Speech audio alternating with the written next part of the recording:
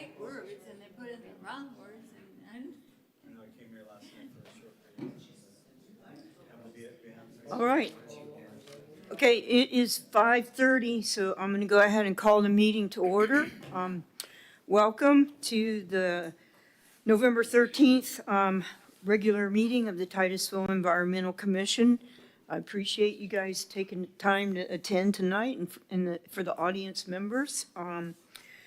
Can we go ahead and get started and have Lori do roll call, please?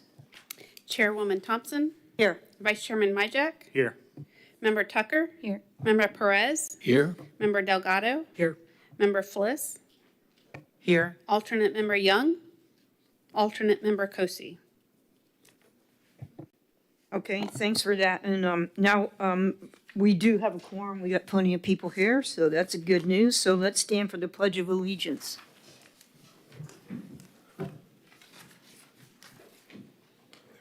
To the flag of the United States of America, and to the republic for which it stands, one nation, under God, indivisible, with liberty and justice for all. Madam Chair, if I might make a point of order. It's come to my attention that some of the members in our audience have a hard time hearing us. And when we don't speak into our microphones, they can't hear us in the audience, and most likely they won't hear us out in TV land. So please make a point of talking into your microphone and turning it on. Yeah, turning it on helps. Thank you for that, Member Myjack. So before we get going, I'd like to make a slight change in the agenda.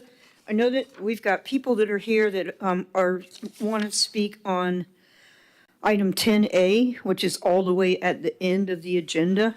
So in order to not make them have to sit here for the whole entire meeting and to give us plenty of time to discuss 10A, which right now is under staff reports, I'd like to move 10A to follow agenda item number 6. So the 10A staff reports, which includes the new, the proposed new language for 3 different ordinances, will go following petitions and requests for the public present. If it's all right with you guys. You guys all right You with need a that? motion or? That's I fine. don't think so. I just need consensus. Does Consensus. anybody have any You heartburn got it. over that? No? Okay. So moving on to the minutes, you've had they're in your packet, so everybody's had time to look at them. As usual, Lori, you did an outstanding job on the minutes. You just keep getting better and better and better. I think back to Practice. when we had these, arguments about what should be included in the minutes a year ago, and ever since then, it's been amazing what you're doing with the minutes. So we appreciate that. We all do. So does anybody want to make a motion to Motion approve to the approve minutes? the minutes. Second. All right, we have a motion by Member Perez, a second by Member Fliss. Does anybody have any changes or anything they need to have addressed in the minutes? Hearing none, all those in favor of approving the minutes, say aye. Aye. Aye. Any opposed?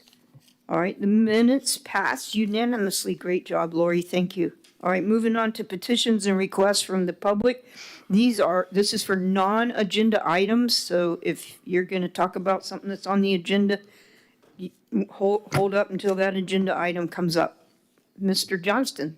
Okay, my name is Stan Johnston. I'm a professional engineer, and I sent an email out recently that you didn't get because it's gone only to 3 members who are leaving the city council, and that is Mayor Diesel, Pastor Joe Robinson, and Attorney Jolynn Nelson. The issue has to do with the spraying of women, children, and babies with sewage. You've known about that quite some time. The subject is this. I'm going to read this letter to you, and you may get it maybe in 2 weeks or so. The subject is, your dirty deeds done dirt cheap. That's to these 3 people who are leaving.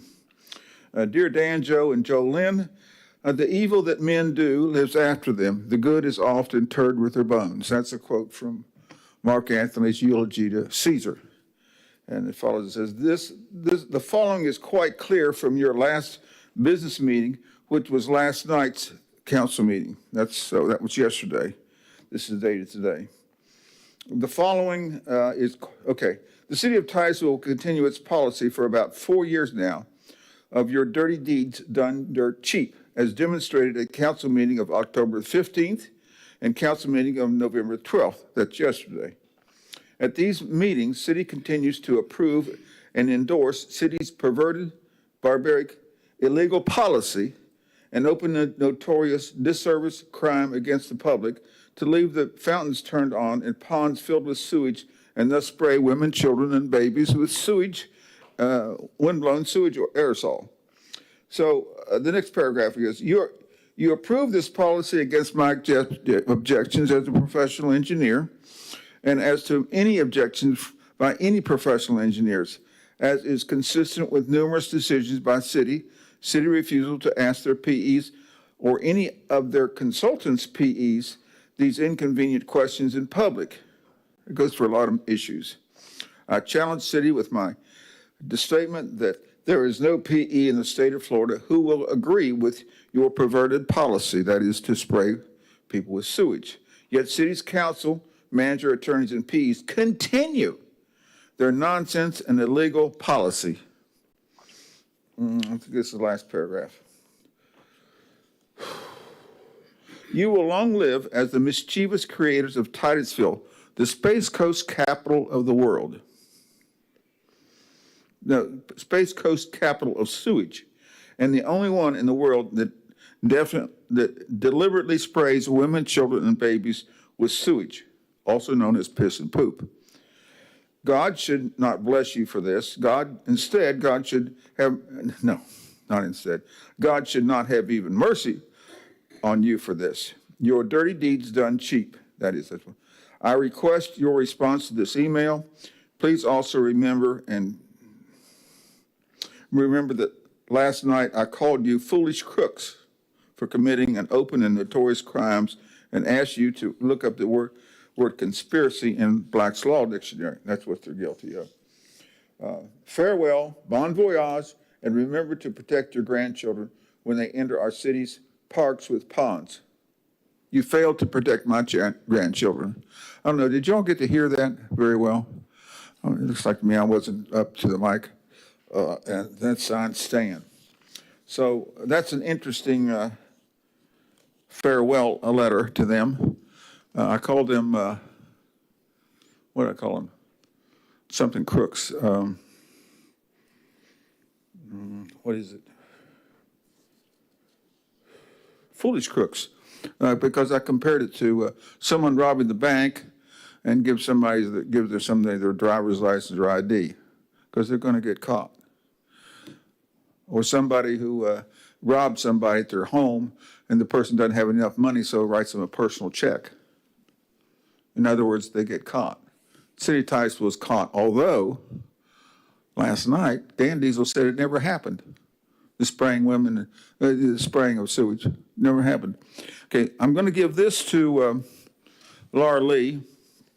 What it is, it includes, it says TEC's progress report, but it's TEC matters for discussion.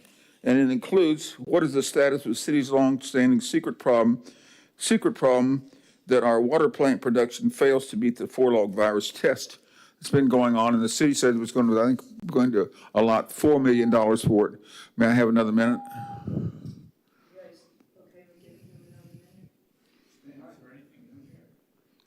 I think that you need to take a look at this 4-log virus because it doesn't seem to be appearing again. It's been a long time. People, there was a restaurant that lost $30,000 because of it, and you guys, and it's your issue that's been hidden for years. So if you don't want to hear anymore, that's okay. So it's your choice, but that's my request for another minute.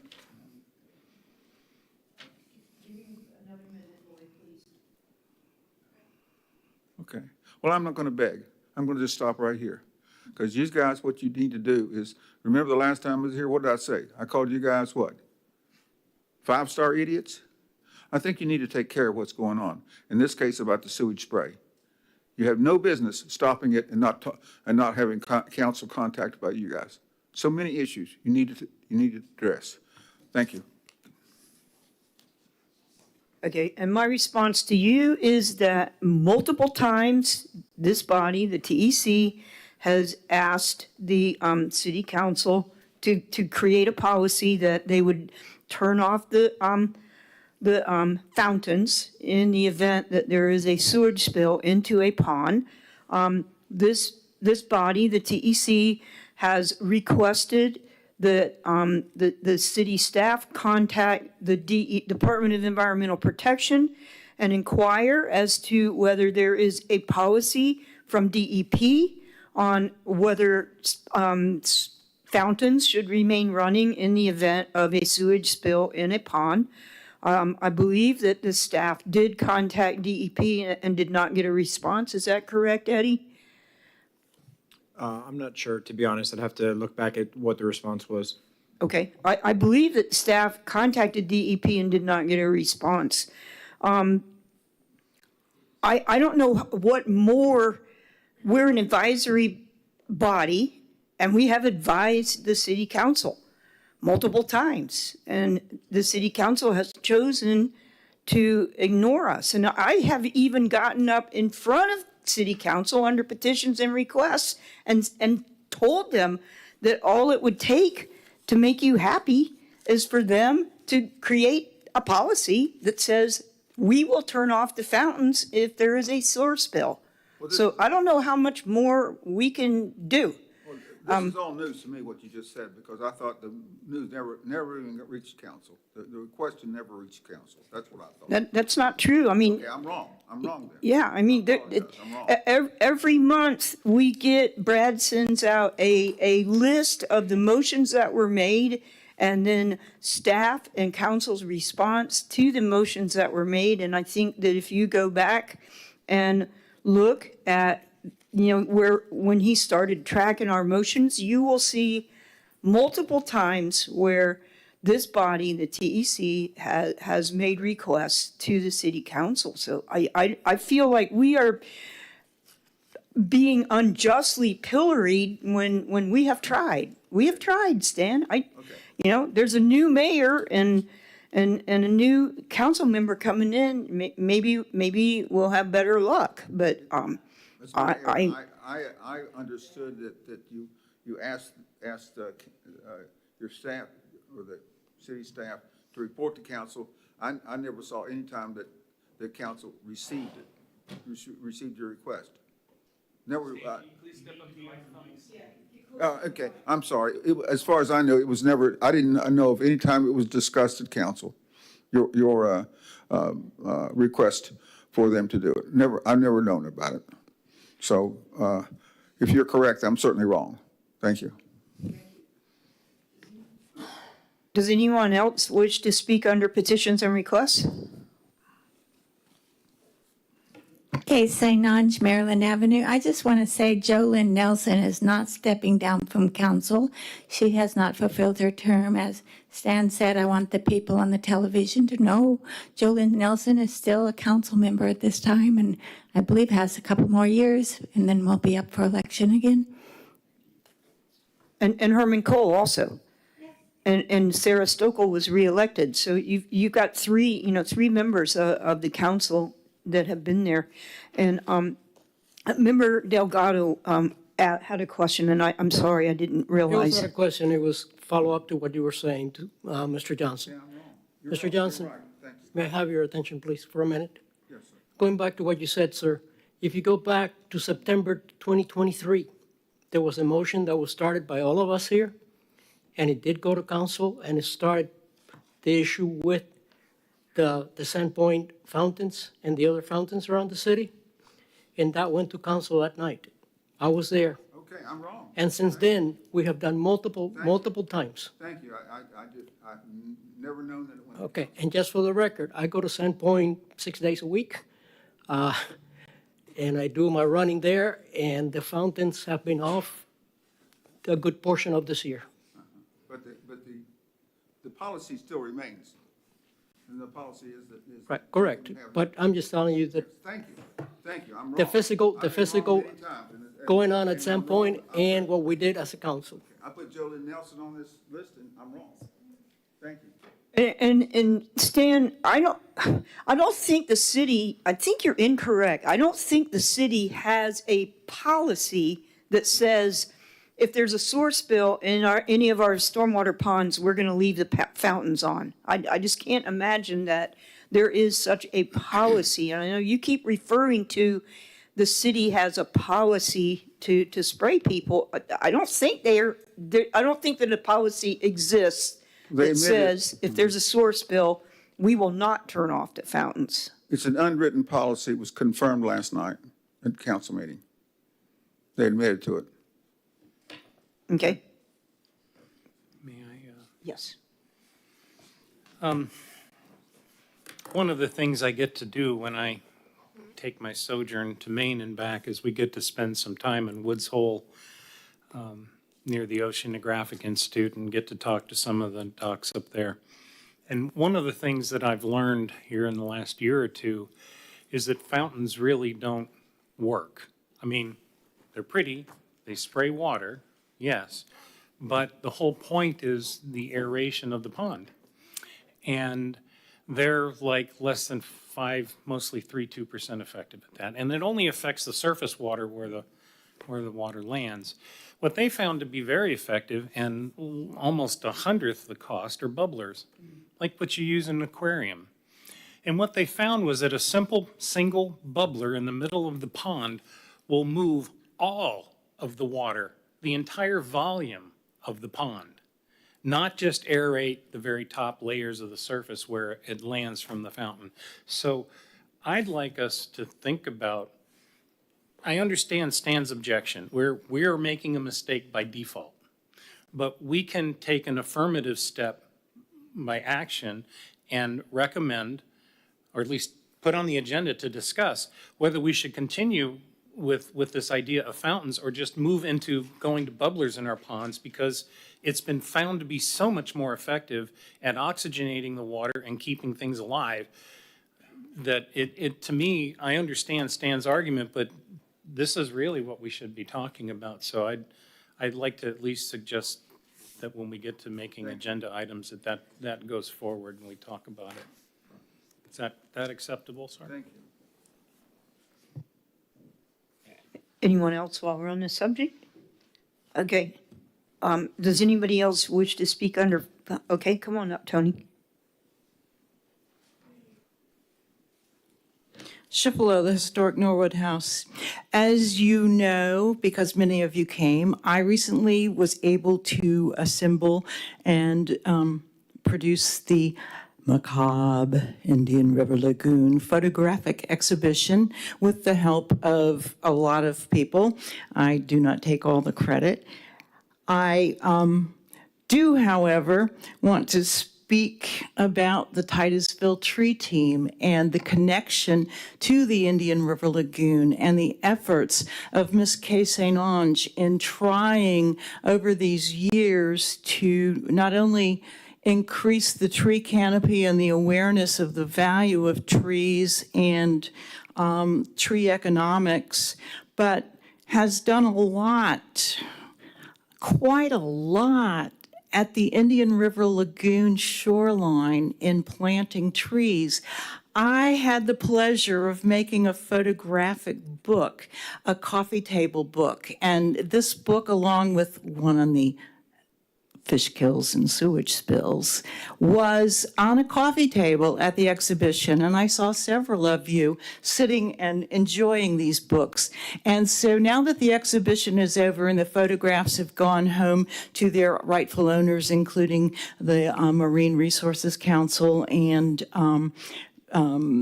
naturalist photographers that work at the Enchanted Forest and with other places, I would like to present, if you'll indulge me, I'd like to present the Titusville Tree Team Planting in the Parks photographic coffee table book to Ms. St. Ange in appreciation for all that you've done. Thank you, that was very nice. Anybody else for petitions and requests? Going once? Going twice? Okay. Oh, oh, spoke, but I just have 2 words to say. yeah, you still have 2.5 minutes Oh, left. okay, 2.5 minutes, wow. I watched a Marine Resource Council webinar last night on reef arches, REEF arches.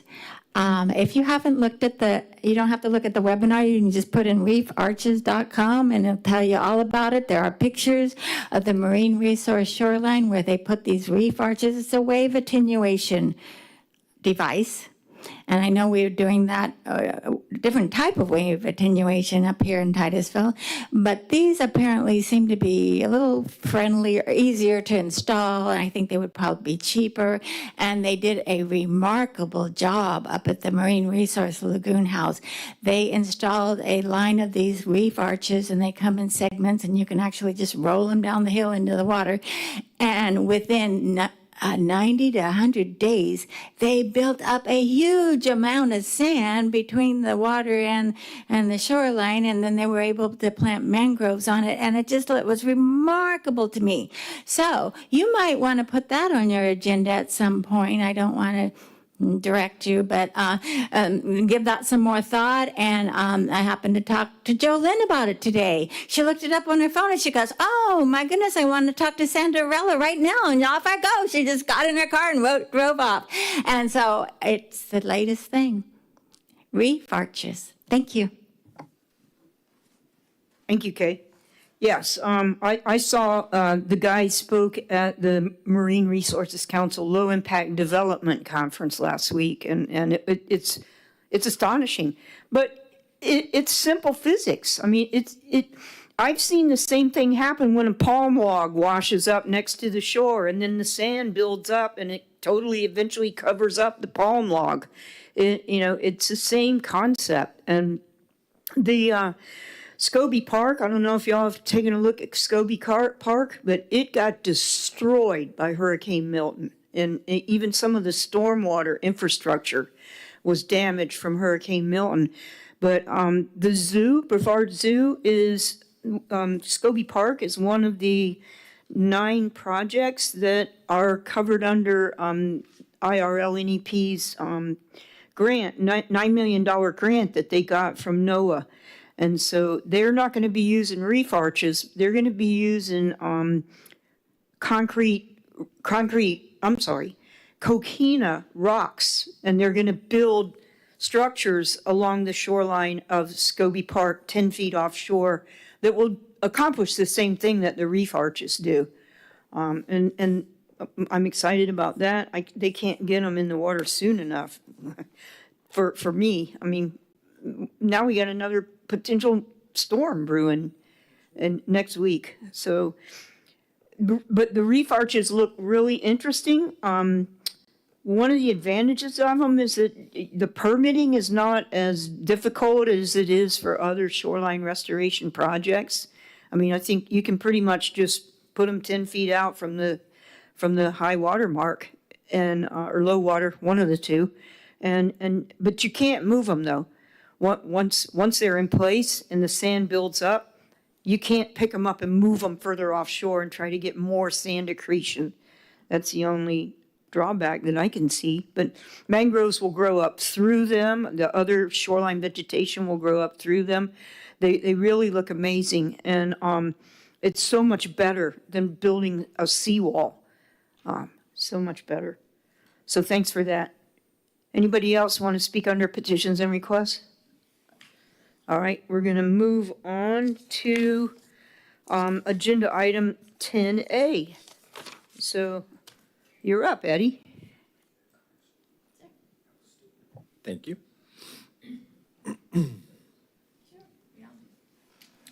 So I just wanted to, before introducing the item, wanted to help the commission and the audience understand why these ordinances are provided under staff report, which typically we'd provide it to you as a new business item.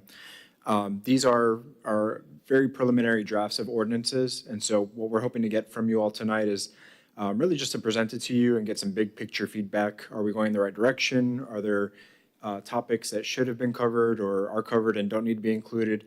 Our intention is to take that feedback, make any revisions to the ordinance and then bring it back to TEC one more time as an official business item. So just wanted to help explain why it's under reports tonight. There's no action item needed, no motions needed from you all. We're just soliciting feedback. So the first is the CRZ ordinance, the critical root zone. And that item begins on page 24 of 49 of tonight's packet. That first page is the title of the ordinance and the whereas clauses. On the following page, the top two whereas clauses are highlighted in yellow in case you wanted to provide some additional focus on that. And then the standards start at the bottom of page 25. The substance of the changes appear to be on page 20. Let's see, this is page 27. The top of page 27, where it describes the limited development in the CRZ is allowed as follows. And so the language that follows is proposed to be removed. And I think that's all I wanted to introduce the CRZ ordinance. I can give more information, or we can start there and see how the conversation flows. Thank you. Yeah, let's start there. Let's take them one at a time. And I do want to comment that we did get several emails from different people about the critical root zone. But I think probably the first thing we should do is take cards and see what the audience has to say. And let's start with that. Do we have any cards, Lori? So just for clarity, I have 3 cards for 10A. Some have written a certain ordinance, but I can call the cards for all items and they can speak if they want. Okay, let's do it that way. Kay Sainage, Okay, I'm not speaking on CRZ. Okay. Tony Schifolo, Okay. and Mary Sfar.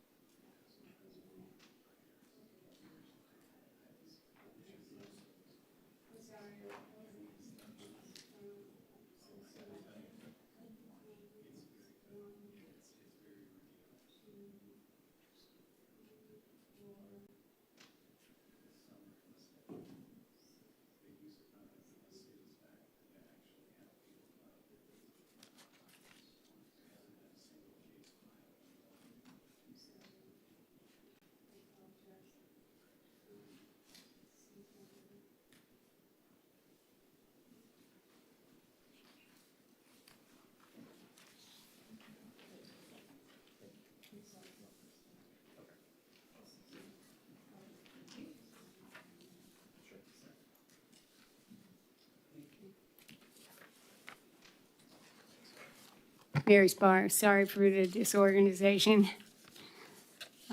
Okay. I'd like to supply you with a little history about the CRZ, and if you can just listen first, then we'll go through the handout. Okay, so in late January of 2020, I had an appointment with the then Community Development Director, Peggy Busaka, who's now retired.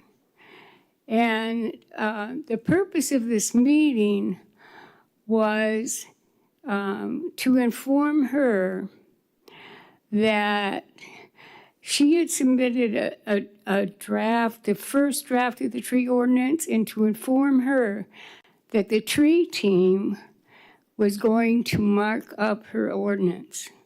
So that may sound a bit audacious, but I wanted to make sure she wasn't shocked.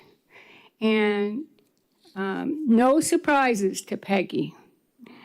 So at that meeting, she told me that Michael Myjack had come to the office and they had discussed the critical root zone.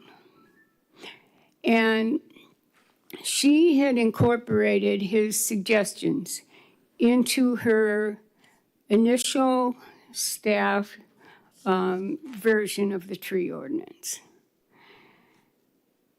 And so that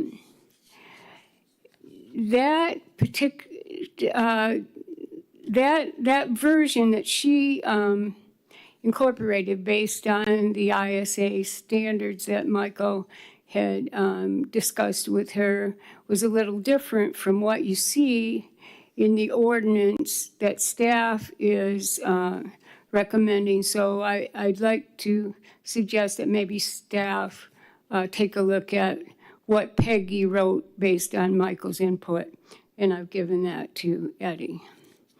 Okay, so now how did we get the ordinance to the point where it has a smaller critical root zone than the ISA standard? And that's what I want to discuss. This is an email. I took excerpt from this email. It was a long, long chain because I was looking at the trees at Huntington Park and just going over a whole lot of them to make sure that they were protected during construction and how are they going to do this? There are so many trees and were they going to make sure that they didn't impact the critical root zone? And Kay was looking at some trees there as well. So I asked some questions about the barriers and that they put around these trees that they're trying to save. And the first email that I excerpted is from me to Gabriel, who was a member of staff. And I'm asking him, I said, so I see the regulations say grading can't occur within the limits of the barricade, but what about fill? Is it allowed within the limits of the barricade? And then I just go on with an aside. It probably would be a challenge for the developer, now that developer's name was in the original email, to work around all the CRZs of the trees he's proposing saving. Plus, the proposed code increases the CRZ area by a factor of 4. Well, Gabriel gave his unsolicited opinion. I'm asking about the fill, but he had something more to say. Okay, besides his answer about the fill, you'll see right by that 2, this paragraph here says, good morning, Mrs. Barr. Okay, and then it says, however, it is my opinion that the current method of determining CRZ, he means the method that does not use the suggestion from Michael. It has a smaller CRZ. That current method of determining the CRZ is sufficient. You are right in your sentiment. Can I finish what I have to say? Might as well get it out. Let's see. It is currently a challenge for many sites, including smaller sites, to meet the regulations in place for the CRZ. Now, that's a smaller CRZ. Increasing the CRZ by a factor of 4, that's area by the factor of 4, inadvertently would, increasing the CRZ by a factor of 4 would inadvertently result in more trees being removed as a result of the inability to meet such a severe standard. Okay, so he's thinking that what Michael had proposed to Peggy and she accepted might be a bit much. And then he goes on, unsolicited. Additionally, I do not see where increasing the CRZ by a factor of 4 or beyond the current standard for that matter is based on any evidence showing benefit to the tree.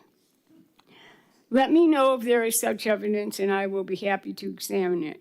Now, you may disagree with that last part, but why the heck would he say it? Because he knows what the ordinance says. This is the old tree ordinance. And this part has survived with a slight addition into the new tree ordinance. So this, on the next page, if we'll turn the page, it's how the CRZ is used in existing LDRs. Now, I'm not discussing that section on limited development within the CRZ that was deleted by staff. I'm not going there. This is simply to find out how is CRZ used in the ordinance. You might think it would be used to protect a tree, you know, to do something really good. No, it's under criteria for removal. The following criteria shall be considered by the administrator to be a justification for removal of protected trees. And for heritage trees, additional criteria are provided in paragraph E below. Okay, now this is existing ordinance that was then, except they don't have the part about the heritage tree and the tree ordinance as it is now. So trees located in a portion of the lot or parcel where a building, driveway, sidewalk, retention area, or accessory structure will be consulted, where redesign, including LID techniques or alternative construction methods to avoid tree removal, is not feasible. So in other words, if somebody wants to build and that tree is in the way and they can't work around it, well, they are going to be able to remove it. Now, of course, for subdivisions, they have to save 25% of the, have 25% canopy area. Now, here, number 2, trees, criteria for removal. Trees located with their critical root zone in such close proximity to buildings, driveways, sidewalks, or accessory structures that they prevent the development of the lot or parcel. In other words, if that critical root zone is so big that they prevent, that these trees prevent the development of the lot or parcel. This is exactly what you would not think the ordinance says. And that's why Gabriel thought it was a bad idea to go with a larger zone. And I believe that what was voted on by council for advisement was a larger zone. And I just wanted to alert you to the fact that if you're trying to use the critical root zone to save a tree, you may actually be doing the opposite of what you would like.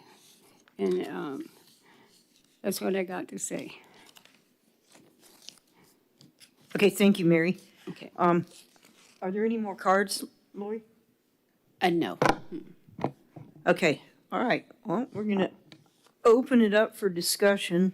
And in doing so, I made copies of one of the emails that we received from Mr. Browning,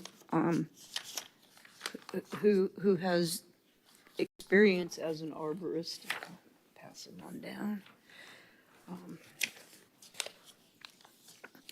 And that has nothing to do with the point that Mary's trying to make. And the point that she's trying to make is if we increase the critical root zone, then we may lose more trees. However, in trying to justify that in my mind if we're going to lose the trees anyway, because the way that the code is written right now, they can develop inside, the real critical root zone, so they're going to kill the tree anyway. Am I right in my thought process? Because the way the ordinance is written now is, we're only protecting like half of the critical root zone, the part that's closest to the tree.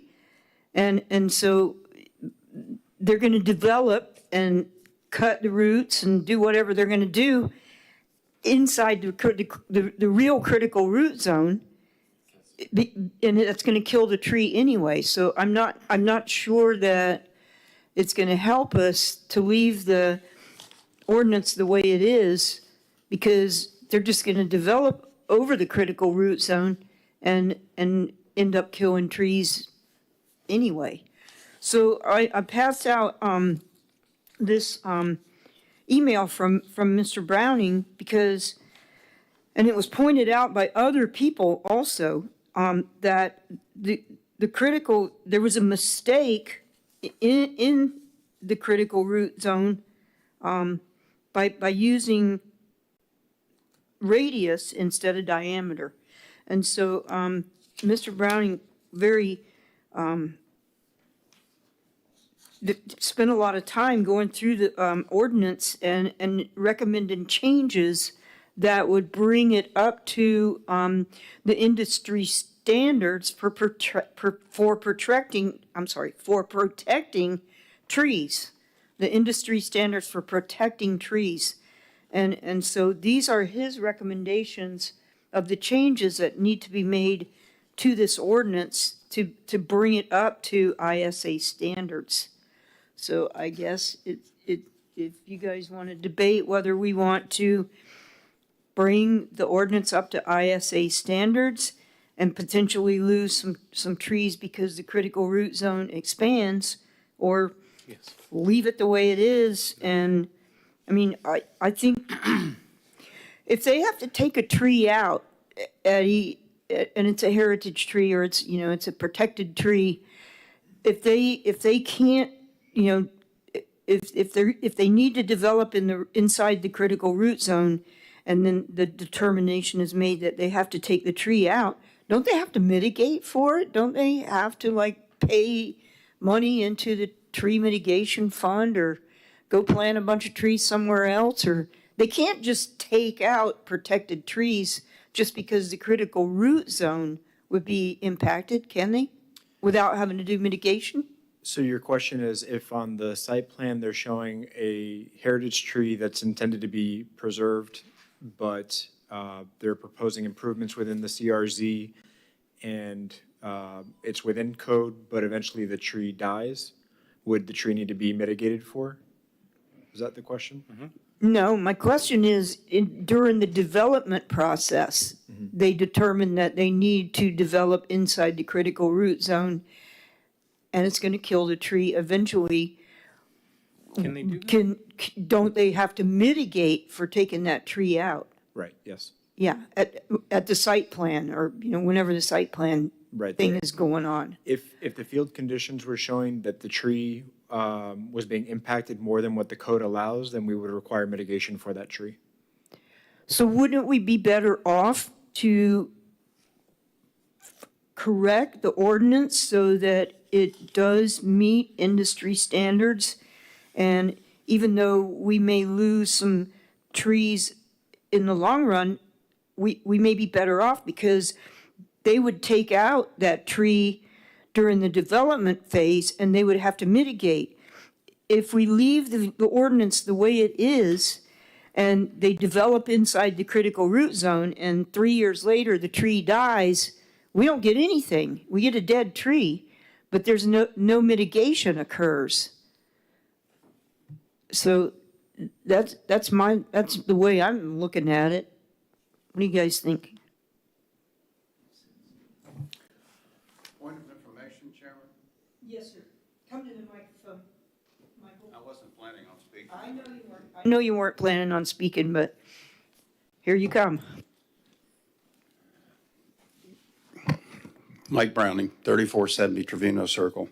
In my reading of the existing ordinance, some mitigation of a lost tree would happen. If they lost a tree that was a protected tree per the development plans, and then that tree was lost because of current development activity or something later on, they would have to mitigate that by planting more trees. That's my reading of the current ordinance. I think that only applies as long as the developer is still developing. If they have cleaned up and finished and left the development and the tree dies a year later because of work they did, their responsibility's over. What do you do if the builder is the developer? It's all one and the builder is still on site. I mean, there could be some gray area to that, of course. Yes. But if it was a protected tree Yeah. and it was, lost at some point. Anyway, any other questions that I could help clarify? Well, I had a couple of changes I was going to recommend, but since you're here, Mr. Browning, and an expert, what I noticed in what staff had passed to us under, what is it, F here, 3021F, the fact that there is a second sentence in here that says, however, the discipline is very irregular and misleading, so the trunk radius is referred to, that shouldn't even be in an ordinance. That sentence needs to be gone. But my understanding is it's the diameter of the tree at 4.5 breast height equals, each inch equals 1 foot of the radius of the critical root zone. Correct. Okay. And my understanding is that the recommendation is that should be doubled for the safety of the trees. Now, that's what I've read. And when I went to talk to Peggy Busaka, the number 4 times came in because she's using the radius twice, using the radius of the tree and then the radius of the circle, when it's the diameter of the tree and the radius of the circle. I found a definition for critical root zone that says the critical root zone is the distance from the trunk that equals 1 foot for each inch of the tree's diameter. And I think that is what should be in there. And if we want to continue to use the tree protection zone as it's quoted here, we can add it as they did, also called. But my recommendation would be that we get rid of tree protection zone entirely and just call it the critical root zone and use the ISA definition for what that means, which means we measure the diameter, not the radius, at 4.5 feet, and we multiply by 12 inches, and that calculation gives us the radius, not the diameter, of the CRZ. That's the way I think this should be written, Eddie. And I wanted to ask Mr. Browning if that's what he's saying here. That is exactly what he says. Look at the handout that I gave you. I just wanted to verify. Yeah. By the way, in the industry, tree protection zone and critical root zone are used interchangeably. Okay. we So can just don't say get hung also up too known much as. on either or, it's both. Okay. And it's defined as the diameter of the tree at breast height times 1 foot for each inch. A foot of radius per inch of diameter Yes. of the tree. That is ISA's average. That's an average. Okay. And if you're getting into, codifying a tree protection zone, you could get really complicated with it, or you could just simplify it and accept an average. Yep. And that's what most people do, is they accept that average. And they leave the adjustment of the average up to arborist. If you require an arborist to be on board and to certify dealing with certain species and a more or less tree protection zone, you could do that. But that's in the future. That's getting down the road a little bit. Right now, we're just looking to codify The definition. a minimum standard that reflects something that has a good chance of preserving most of the good trees. If that's what you want to do in the city of Titusville, what I put in that memo was right out of the current standards for ISA, their current 2023 third edition manual for site construction and saving trees, so. And we really appreciate all the work that you did. All right, I see some lights. Member Fliss? So if the CRZ, from what Ms. Spar said, and I find that very disturbing, when she was talking about the area over which, if it's too big, it gives them permission to remove it. How can tree protection zone equal that, and what can we do with that in the ordinance? I don't understand that. I don't understand how enlarging a tree protection zone hurts it. I Right. just don't understand it. What they're saying is that the developer will find that it's so onerous that they'll just want to remove it and pay the fine. Because it's in our, if that's in the ordinance, it hasn't changed from what she said. We need to address that, Yes, we do. yeah.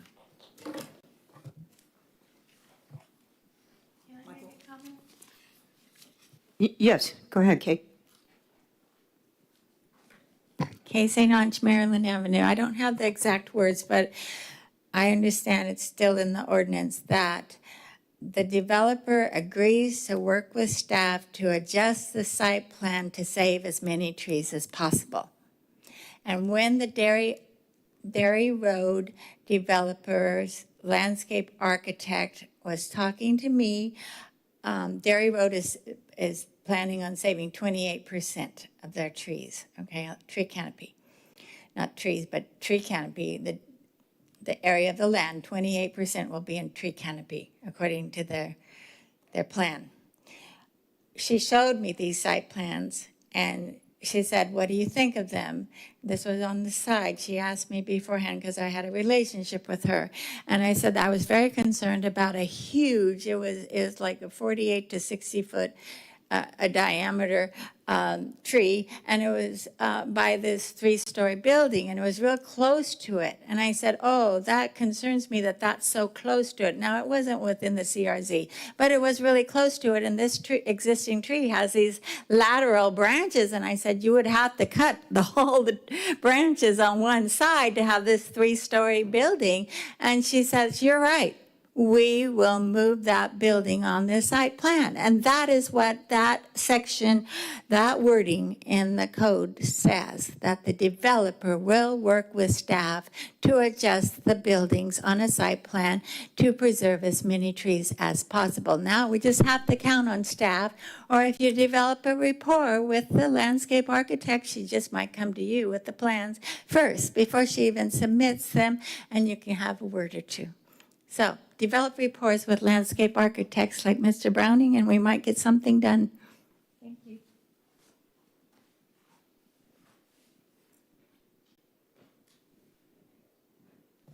So, from a functional point of view, so do we need to add maybe a step to go and do that consultation? Here's my site plans. Here. Are you asking me? No. What I'm saying, as a general, to everyone, because if it's not there, then that connection may not happen. And so as part of a ordinance, it should be 1, 2, 3, 4, 5, 6, 7, 8, and this is how you do it. And it's a cookbook. And so if that step is needed to ensure that there is a dialogue with the right person at staff to do that, then it must be there. We need to put that in. And then let the ordinance stand on its own, and hopefully we'll make it clear enough. Does that make sense to you guys? But if we're a tree city and we actually have, as they recommend, which is having an arborist working for the city, that would solve all these problems, wouldn't it? I understand, but until we get one, then let's give them a conduit to go ask someone. And so we need to name that someone, whether it be a staff member or the right person in the city, in the building department, okay? But let's gently direct them to how they want to do this. And that would solve that problem. Well, I think, correcting the ordinance and bringing it up to industry standards would be a good start. It's a great start. But I think that step of that contact between the person responsible with the plans and the actual out in the field and making those adjustments, move the building 3 feet or whatever it was. I think that's very crucial in all these plans. Are you suggesting changing the ordinance to recommend consulting an arborist? Well, I'm suggesting that we need to add a step that says that consultation needs to happen at the front end. It's in there, that's what I'm saying, it is in there, this step. Okay, Yeah, maybe I missed that. Yeah, it's in there, but I think we need to make the ordinance stronger and at least, incorporate the changes that Mr. Browning has suggested. And we could easily do that with a motion. I'll make that motion that we incorporate Mr. Browning's suggestion as our recommendations to staff. I'll second that. We have a motion by Member Myjack, seconded by Member Fliss, that we incorporate Mr. Browning's suggestions, have staff change the ordinance the way it's written to incorporate his suggestions. Is there any additional discussion? Chairwoman, just for clarification, is that for, related to the radius versus diameter measurement, or were there other recommendations of Mr. Browning's that you're incorporating with this motion?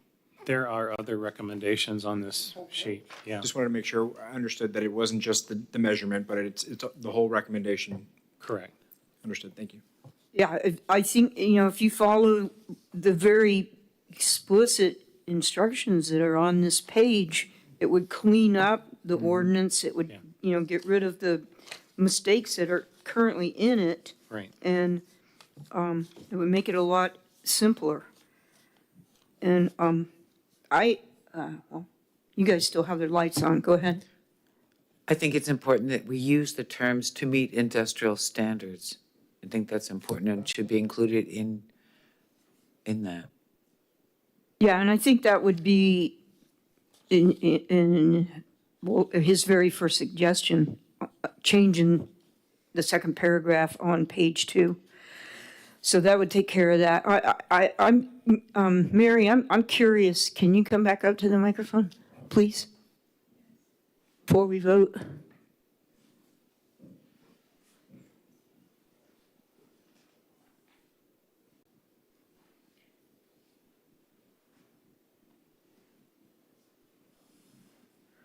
There's no one in this room that has worked harder on the tree canopy protection ordinance than Ms. Spar. Well, that's not quite true. Are you okay with us changing this critical root zone? I haven't seen the suggestions by Mr. Browning. As far as the formula, that is, I did give Eddie, there is mistake in that ordinance as, drafted version 1. And what he said was the correct, that was what Michael had in mind in the first place. Just what Mr. Browning said. And that was incorporated by Peggy. Now, the tree team had a way of dealing with this, so I don't know, if you want to think about ways to, creatively avoid cutting down trees that are, in the critical root zone. What the tree team wanted was that this criteria for removal that involved whether, if the tree, if they want to put a building or something where a tree's CRZ is, so then they can just take down the tree. Well, the tree team decided that just maybe for these smaller trees, But for the larger trees, which at that time was called the specimen and grand trees, they said except for the specimen and grand trees, then if a critical root zone of a tree is where the developer wants to develop, then,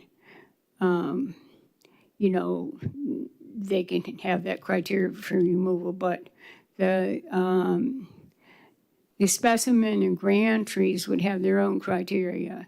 And the tree team did work on that, those criteria. And this ordinance is a compromise ordinance. And so we didn't get all we wanted, There's criteria for now what's called heritage trees, which wasn't in the original version. So, I think that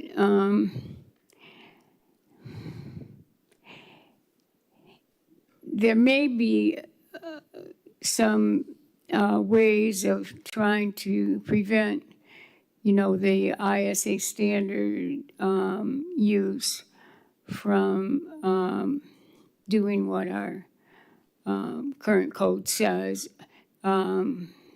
facilitating the removal of trees within the critical root zone. And I don't know if you've exhausted the possibilities for that. What Kay said about the agreement that the developer will work with staff to save as many trees as possible, that is one way that,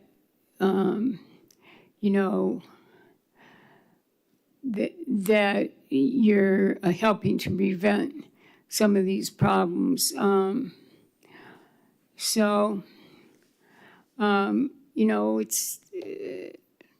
It's really a complicated situation, and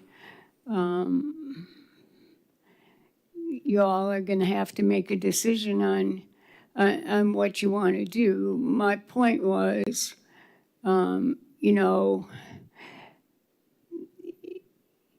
it's so complicated because you're talking about,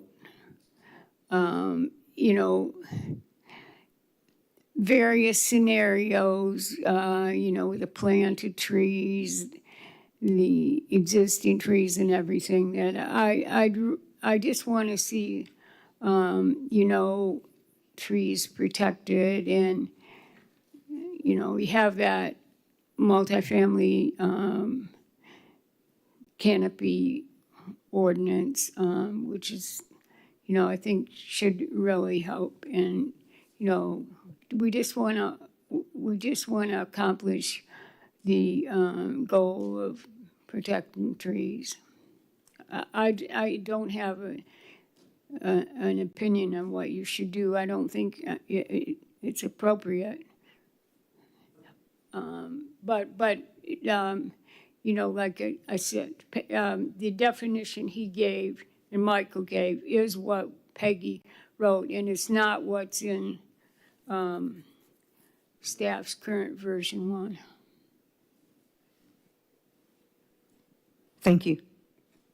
Any further discussion? So I go back to what we were talking. If we introduce a statement that says, the contractor's going to come and say, this is where I'm going to site my building. Okay, here where your trees are. Here's your root measurements that you have. And by the way, this wall is there. That right there is what I would want to have as a dialogue with staff. Okay, and then determinations are made. It becomes, can you move the building a foot? Or, okay, we'll sacrifice that tree and then you owe me tree. But if it doesn't leave interpretation. You have a set of plans, you have a set of trees that are already there, and then you can negotiate the distance, and you can negotiate the radiuses, and you can negotiate all the diameters you want, and then make a determination that this is where we're gonna site this building. And this is the consequences of doing that, and so there's gonna be some kind of compromise to be had. But if that doesn't happen, there is no ordinance in the world that can clarify any of that because people are not talking. And we need to have that conversation. May I make a comment? Sure, come on up, and you'll have to fill out a speaker card after you're done, or, yeah. Just make sure that you get a card to Lori. Sorry, James Troutman, 1705 Barna. With what, I'm sorry, Mr. Delgado is talking about, does the ordinance say shall or should associate with staff as far as dealing with the discussion of tree removal or not? I think that's where we're really at right now, is that it does state that they should have that conversation, but that doesn't mean that they have to. Well, a shall will. So that's why I'm wondering, does it say should or shall? And if it says shall, then there should be a communication already. Exactly. Shall And that- means that they will do that. Under section 3, there's a whole bunch of places where it says shall. Okay, so if it says shall, then I think that communication, like what you're talking about, that dialogue, shall be there, right? If there's no communication on that, then that's where the ordinance has failed and staff has failed in that sense, right? And then that's where you can come back and say, where is this at? That would be my comment on that. Thank you.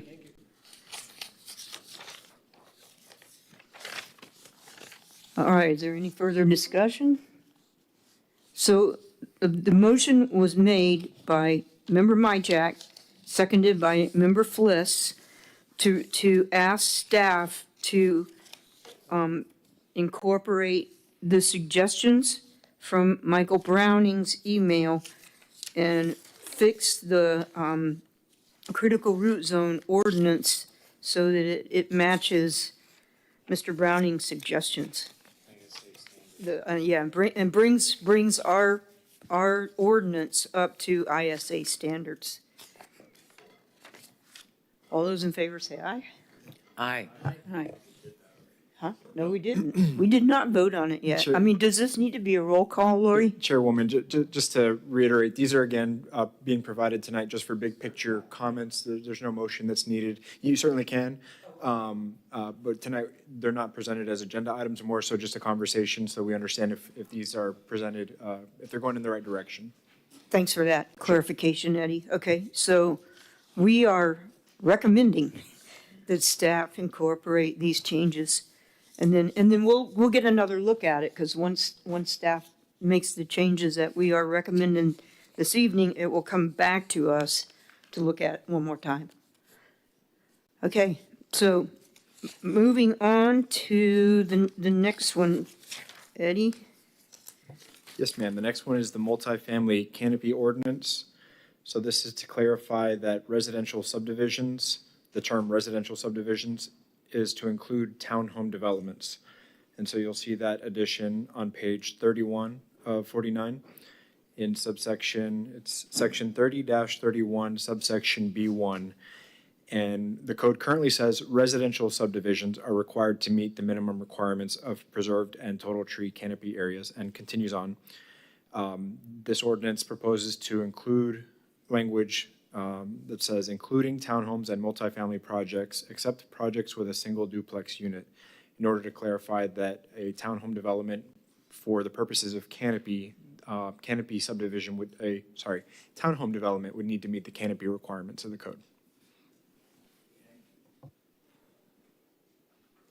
All right, Lori, you want to go through the list of cards again and see if anybody wants to speak on this one? Yes. Kay St. Ange. St. Ange, Maryland. Yes, yes, yes, yes, yes. That's what we asked for originally. It was all to do with residential, and we wanted it to include multifamily and townhouses. Yes, indeed. So yes, thank you for recommending that staff, this to council and council's doing this advisability.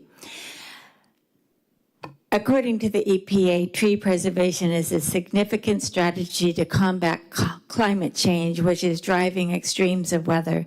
Hurricanes are so strong they're destroying inland cities like Asheville. Droughts are causing wildfires on both coasts. Phoenix temperatures are over 100 degrees for 56 days this summer.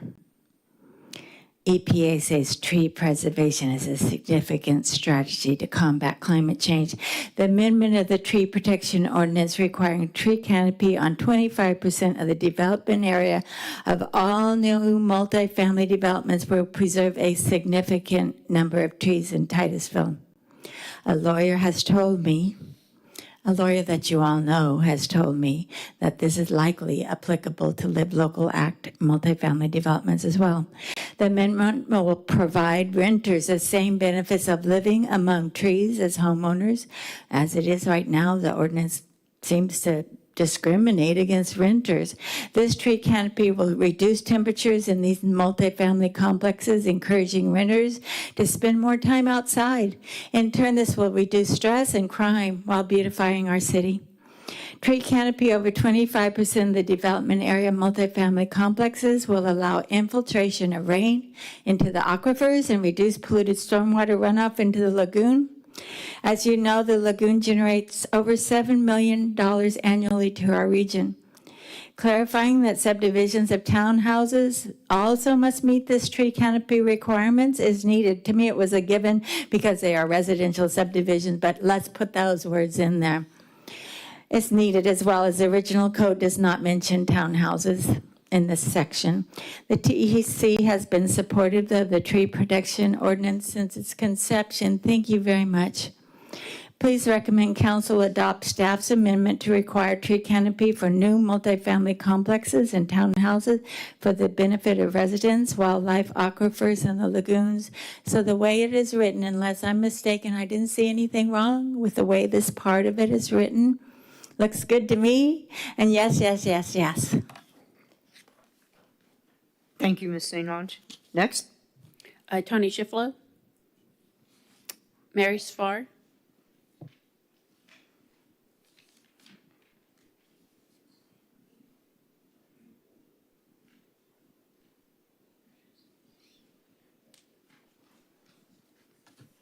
Mary Spar Coco.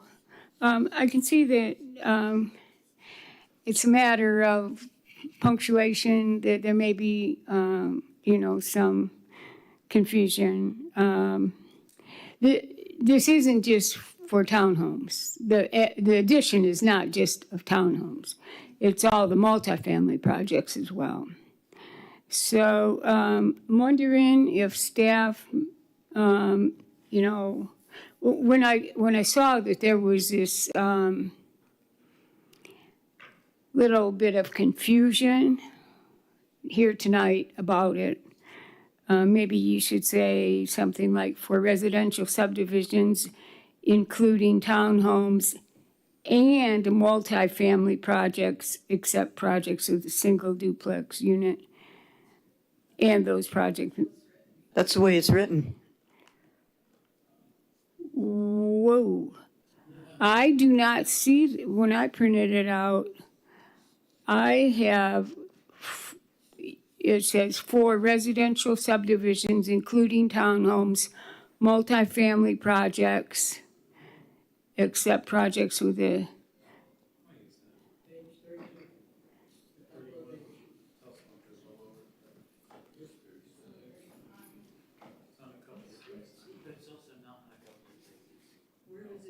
Where is it not? Section 30, 34, mitigation plans, incentives, A, part 1, and then E, and those are on page 35 of 49.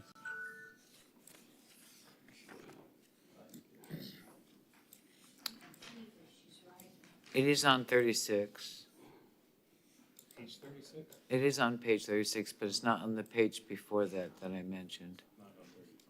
Right. Where is it not on page 35? Because I see it in there twice Right, on E, page it's not. 35. It's including townhomes, multifamily projects. And I think she's right. I think the inclusion of "and" to make it Oh, uniform okay. in all the parts. Also Okay, in part okay. A1, same thing. Right, A1 And E. and E. You need the word and multifamily projects. Thank you, Mary. Right. Why do we have except projects for a single duplex unit? Why is that called out? Eddie? That doesn't have to be in there. That's generally if you get, we're trying to reduce the barriers to what's typically called the missing middle housing, the duplexes, quadplexes that can provide a few residential units, probably don't have the same scale as an apartment complex. And so that's the intent. But if you want to recommend that exception not be included, we can certainly draft it that way. Well, we have it for single-family PUDs. I think it should be for every development myself. So would that be a whole entire project that is comprised of single duplex units? Or is that a project that only has one single duplex unit? The way it's written, it says, except projects with a single duplex unit, so not a subdivision of duplexes. What if it's Yeah, I know. multifamily with a single duplex? That's multifamily. But it's a single duplex. And it says except for single duplex. So would that seems to me it would disqualify a potential development Did I hear, from this wording. Member Majek, did I hear you right that you're saying a duplex is a multifamily project? I'm saying if you had a multifamily project that included a single duplex, then that single duplex would be a qualifier for exiting out of this part of the code. Oh, so I understand. If let's say it was an apartment complex that also had a duplex as part of the site plan, that would exclude it, correct? Yeah, so I think we should remove that except projects with a single duplex. I think that should be completely gone from everywhere in these three documents. I will say we haven't seen an example of that. Something similar that we've seen is an apartment complex with townhome units. So you'll have apartment buildings with multiple units, and then you'll have townhomes that are not specifically townhomes because the lots aren't sold. They're rented out like apartments, but it has a mix of housing types on one site plan. So we've seen that proposed in the past. But we won't want anything excluded, right, in this No, situation? there so- shouldn't be any exclusion. But a single duplex unit is not a residential subdivision. So I agree. I think we can get rid of everywhere it's in there except projects with a single duplex unit. Is your intent then, if the city were to receive an application for just a duplex, so one parcel, 2 units that the land is all one, but there are 2 living units on the land, is your intention for the canopy requirements to apply to that type of project? Okay, thank you. Aren't they required on single-family homes also, or are they not? In a subdivision, Right. if you're building a single-family home by itself, you don't have to. I think it should be included.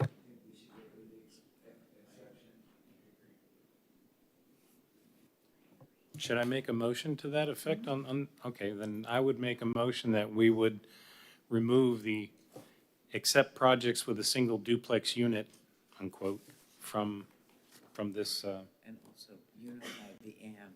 and unify the and where it says townhomes, comma, multifamily, it should be townhomes and multifamily. So that's the motion. Well, you wouldn't even Second. need a comma. If you get rid of the phrase except projects with a single duplex unit, Right. it would just, you're done. It would Right. say residential subdivisions, comma, including townhomes and And multifamily multifamily projects. comma, You would not need a comma after townhomes. right. Not even an Oxford comma. So you're making a motion, Michael? And I would second it. I made the motion and Vet seconded.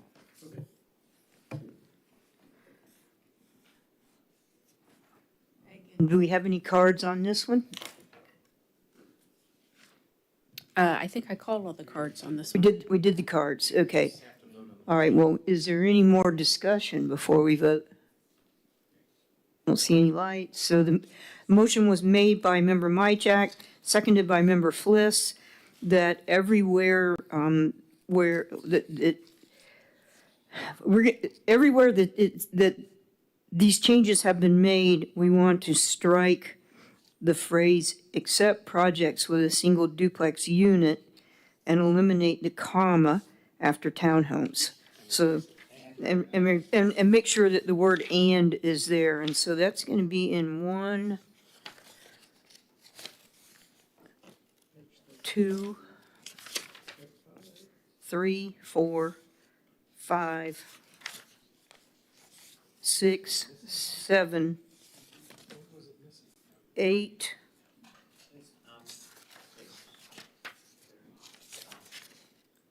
So that'll be in a total of 8 spots. Okay. All right, so that's our consensus for this one, Eddie. Moving on. Very helpful, thank you. The next is the native plant ordinance, and so this includes, it adds language so that there would be a minimum threshold for, of the plantings that are required on a site, a certain percentage of those plantings would either need to be Florida native species or Brevard native species. And so that's up for discussion tonight.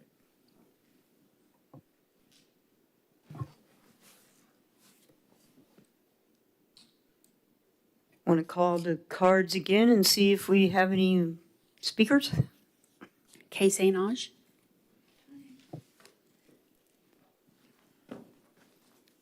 Okay, I didn't study this one in detail as much, but the way I understand it, the way staff has written is that the tech manual's landscape tree list would have a requirement for 50% native trees. Is that right, Eddie? Is that right? Am I understanding right? So the tree list that you're referencing is a separate section of the code. This is just adding references throughout our our landscaping our landscaping standards, which begin in 30-303, that right now what the code says is native vegetation is preferred and encouraged to be drought tolerant. And so the proposed language would say a minimum of 50% of all trees shall be species that are either Brevard or Florida native species. So making sure that they work together, but this would make sure that at a minimum 50% are native species. Well, that's certainly better than the way it's written, that's for sure. More than 50 would be great, but I'm delighted with that. And that's what I'm going to say. Thank you. It's just trees though, right, Eddie? Just trees. I understand it to be just trees. Can we make this native vegetation instead of trees specific? That depends. I'd have to look back on what the advisability was from council. If the advisability said only to address trees, then that's what we would have to stick to with this ordinance, but we could propose, or the commission could propose a future recommendation to address shrubs. If it's written, if the advisability was more open, then yes, you could include shrubs in the recommendation. So you could, for tonight's purposes, that could be your guidance to us, is to check back on the advisability, and if so, include shrubs, certainly. It's certainly a good start. Thank you. Eddie, please. In section 30-324, landscape, it deals with the 50% of the trees, but it also makes a statement on under residential development, section 2, a minimum of 50% newly installed vegetation must be shrubs. Is that So the difference there is that's not saying that those shrubs need to be native species. It's just saying that the majority, at least 50%, not the majority, of the tree, of the vegetation shrubs. that you're gonna be planting have to be shrubs. So if you wanted to take the next step to say of those shrubs, 50% need to be native, you could do that. Right, because that's what I was looking for, since we had talked about the trees and we decided that 50% was good. But when you go to the shrubs, you can put anything you want, basically. So I would definitely, I think that 50% native shrubs should be included in there as well. Do we have to define it as shrubs? Can we not just say plants? Vegetation. Well, this one says Vegetation? vegetation, This specifically says, installed vegetation, yeah. must be shrubs. This is why it caught my eye. So I'm yielding to the experts, but if I were a contractor, then that gives me a leeway to put whatever I want. I'll go to Lowe's and get what I need. But vegetation can be grass. So if you don't specify, they'll just put grass in. Native, There's find a Oh, native the one grass native was and you missing. can go for it. Okay. But you'll find that all grasses and sods that you buy are not native. How about ground cover then? Ground covers a vegetation, as long That's as. why I'm saying your question is, why does it have to say shrubs? I Right, think why- it's to get a bigger plant in there than a ground cover. Well, it could, and I'm just saying vegetation, whether it's plant, shrub, ground cover, or creepy vine. Okay, all I'm saying is it opens it up to their interpretation of just being a ground cover, no shrubs, nothing. Well, they have other criteria that they have to meet when they're putting in landscaping. This is just to say that 50% of that landscaping needs to be native, as opposed to 50% trees need to be native. That's all I'm suggesting. Okay, well, the way it reads is installed vegetation must be shrubs. So that's why I wanted to start the dialogue, because I thought the word native was missing. Okay, which I think we all agreed. And then we got to deal with the other 50%. Of course, you're talking about Brevard native, right? Not Florida Well, native. I think again- that's important. Guys, I'm looking for, Yes. I did Yeah. that on purpose to Yes. initiate a dialogue. Yeah. To see what is it that we really want to have in there. I think we should have native, the word native. I think that if this sentence ends with must be shrubs, then the ground cover could be front into that. Okay, so this is exactly why I wanted to have it at the dialogue.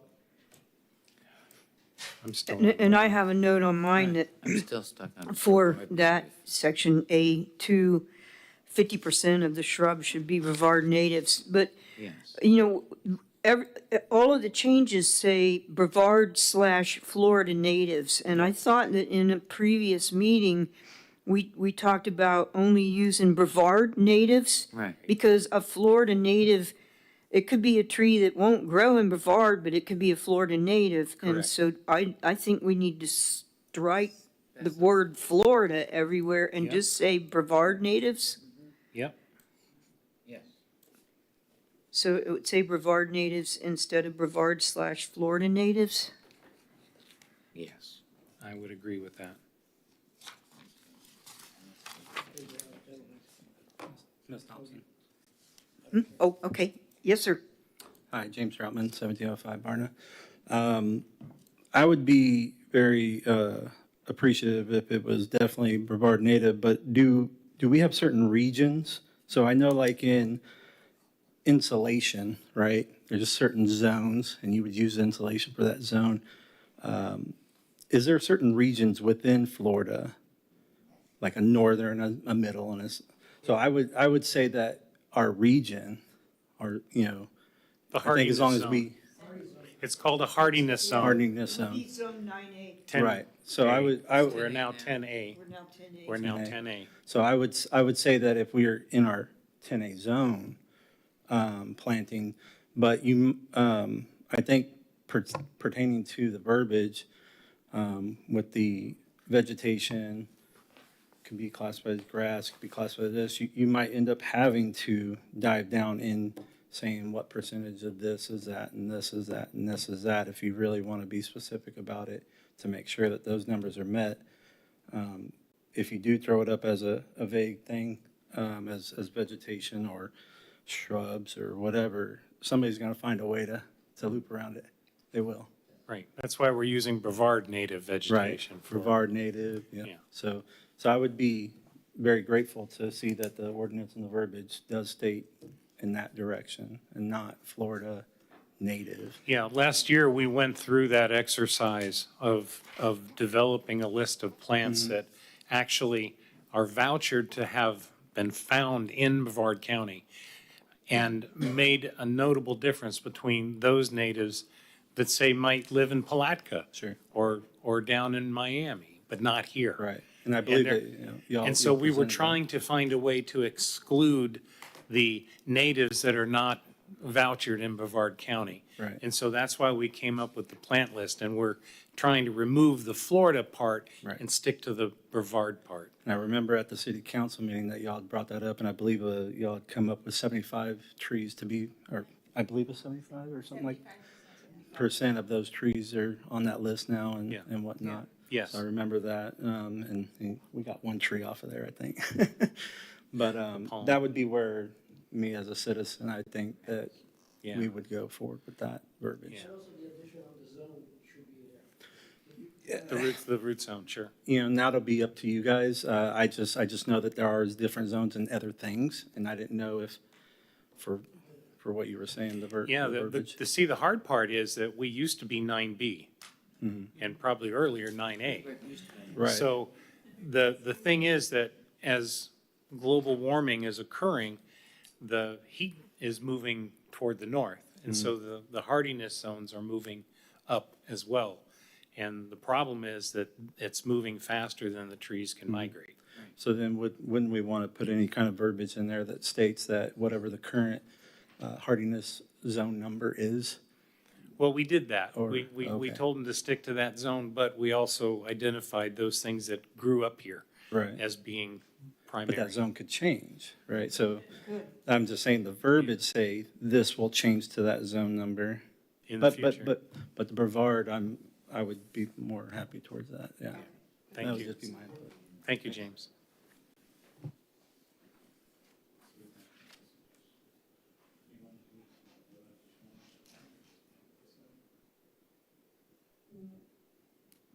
So we're striking all of the words Florida, that's simple.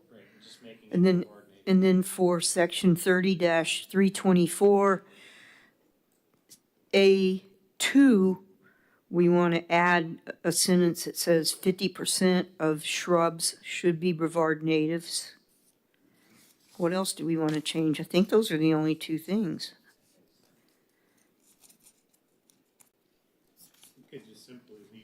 We could simply leave off the grass part of number 2 there. We have ground cover shrubs and trees. We just say it needs to be 50% Brevard natives. Where do you see grass? Well, right there at the end of 2, the last third sentence down. What page are you on? I'm sorry.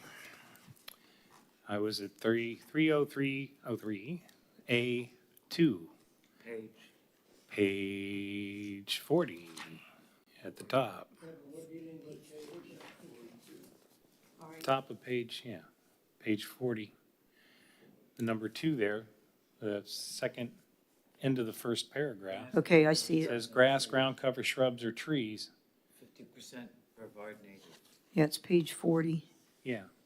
I'm not sure what the other areas means. It's like a fragment on the end of that sentence. That needs to be eliminated. But I think Eddie, do you see that? I think that's a category, because like, Well, number would it be 3 in is the- clearing, number 4 is installation, number 2 is all other areas. Yeah, well, there's an other areas after trees, period, other areas, period, that seems to be in error. Yeah, I agree. Are you following me, Eddie? What page number? I'm sorry. 40 at the top, Section. item 2, Last line under 2. starts out landscape areas shall be landscaped with grass, ground cover, shrubs, or trees. and then other areas. Sure, I see it. It's, Okay, we need to add 50% Brevard natives in that after. sure. Yeah, I think as long as we get the big picture, what you're hoping to achieve, that 50% Right. be Brevard native, that'll help us. We'll go through Right. all the text to make sure the references are put in where they're needed. Right. Thank you. Now, this will make that a requirement, right, going forward, the 50% native? If that's your direction, yeah. You have a hand up in the audience. Mr. Browning?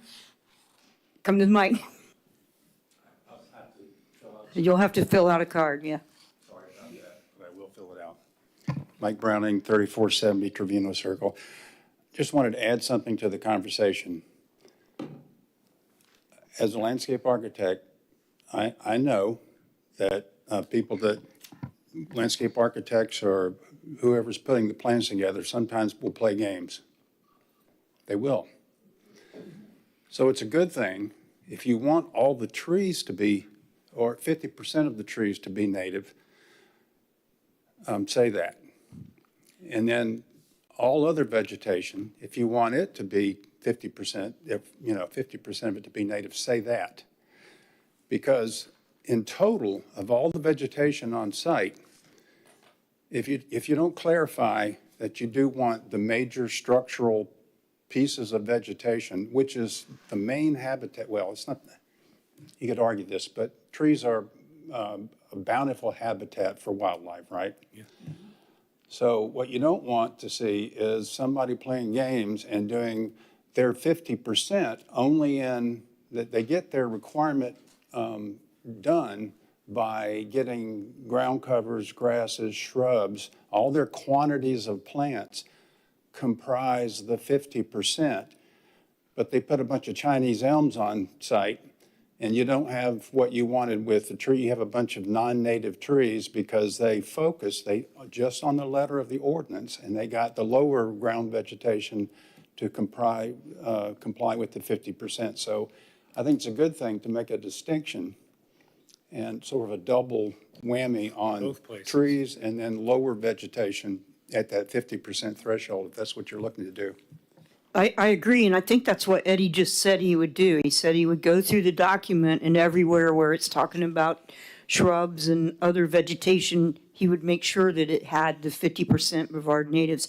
And I think this is good, because my daughter, she bought a house in Brooks Landing, and it is a spectacular subdivision. I mean, they saved that big hammock in the middle of it, and big conservation areas are all around. Every house backs up to either a pond or the woods, but the landscaping that they put in around the houses, zero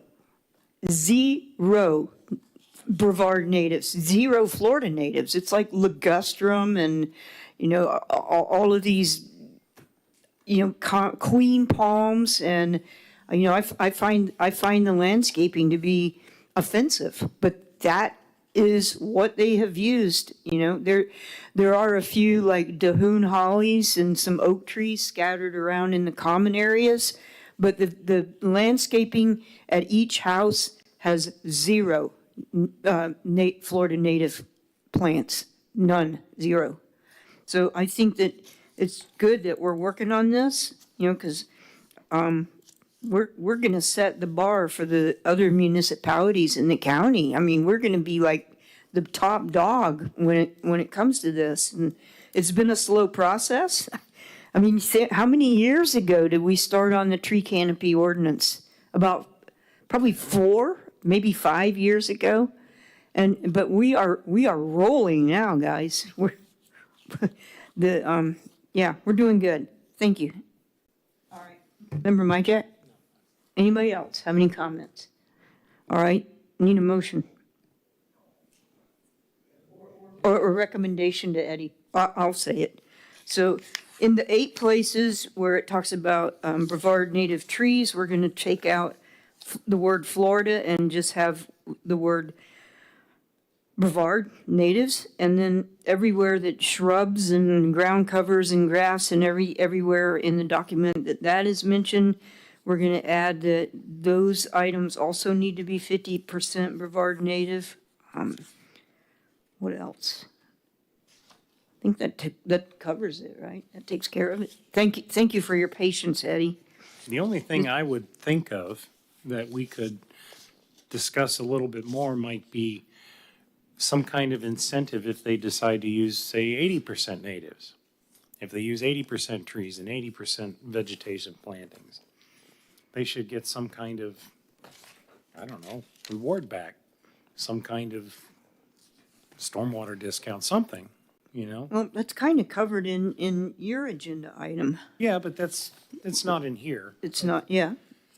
But I don't know, do ordinances have incentives, Eddie? Sure. A good example that we have here locally is our low-impact development ordinance. So low-impact development I'm sure most of the board's already familiar, but it's a decentralized stormwater trying to incorporate biofiltration techniques like a bioswale, rain garden, things like that. And so the council, when they adopted the LID ordinance, rather than requiring it for every new development, created the incentive plan where you could get, whether it's reduced parking rates or increased parking rates, sometimes developers ask for more or less, different parking dimensions. And so there's a matrix in our low impact development technical manual where basically it's a palette. You choose which LID techniques you want to incorporate in your development, and that makes you eligible for certain incentives. And so incentives are certainly a way that to get what you want without necessarily requiring it for every development across the board. Do we have the expertise, or do we want to spend the time, or I don't want to slow this process down. Do we want to ask staff to try to look and come up with some incentives, or Yeah, I mean, I think when we get into the next topic, that's exactly what we need, is a way of defining incentives to encourage people to do the right thing. And in this case, it would be using LID, and in my book, planting at least 80% Florida natives. Brevard natives. Pardon me, sit corrected. Yes, Brevard natives. That way, we've got the best possible environment going forward. And if we can require 50% and then make that additional from 50 to 80% an option, that if they do, they get some incentive back, then that helps the city, and we should be able to find a way to do that. And that's what the whole Native Landscape Trust Fund was attempting to do, is to find a way to find those incentives that we could then use to drive development in the right direction in a sustainable way.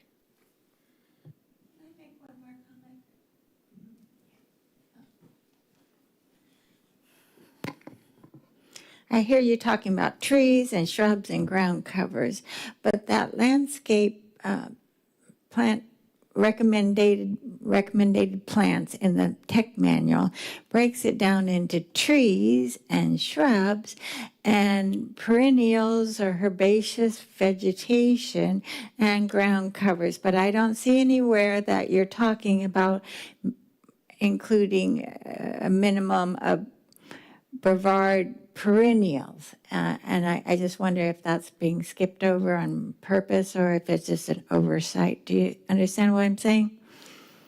Okay. As long as Eddie does. Okay. Don't forget the perennials. So the Yeah. general direction then is to look at incorporating Brevard natives, not just to trees, but to also the different vegetation types that are listed in the tree vegetation list. Right. And then what kind of incentives can we offer or grant if we go above the 50% trees or 50% vegetation for Brevard natives? Great, we can look into that. That'd be great.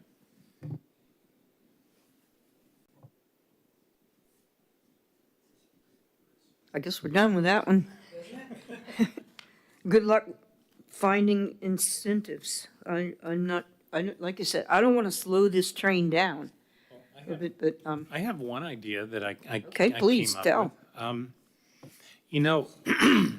We have a stormwater bill that we all pay into every year to help cover and defray our stormwater costs. Well, one of the things that we want to do up here is to grow an urban forest, which means we have to plant trees. And right now, we're only permitted to plant trees on city-owned property. So that's a lot of city that's missing trees. And I got to thinking, you know, when a developer comes in and wants new roads and needs new services, there's impact fees that they pay to compensate the citizens that are already here for having built the system that they're tying into. Well, I got to thinking, if we're granting, you know, impact fees or reduced impact fees as incentives to builders, why can't we do something like that with our residents who are paying stormwater fees? And if a resident wants to plant a tree, and that tree will be maintained for however long, they should be able to get a discount on their stormwater assessment. Think about this.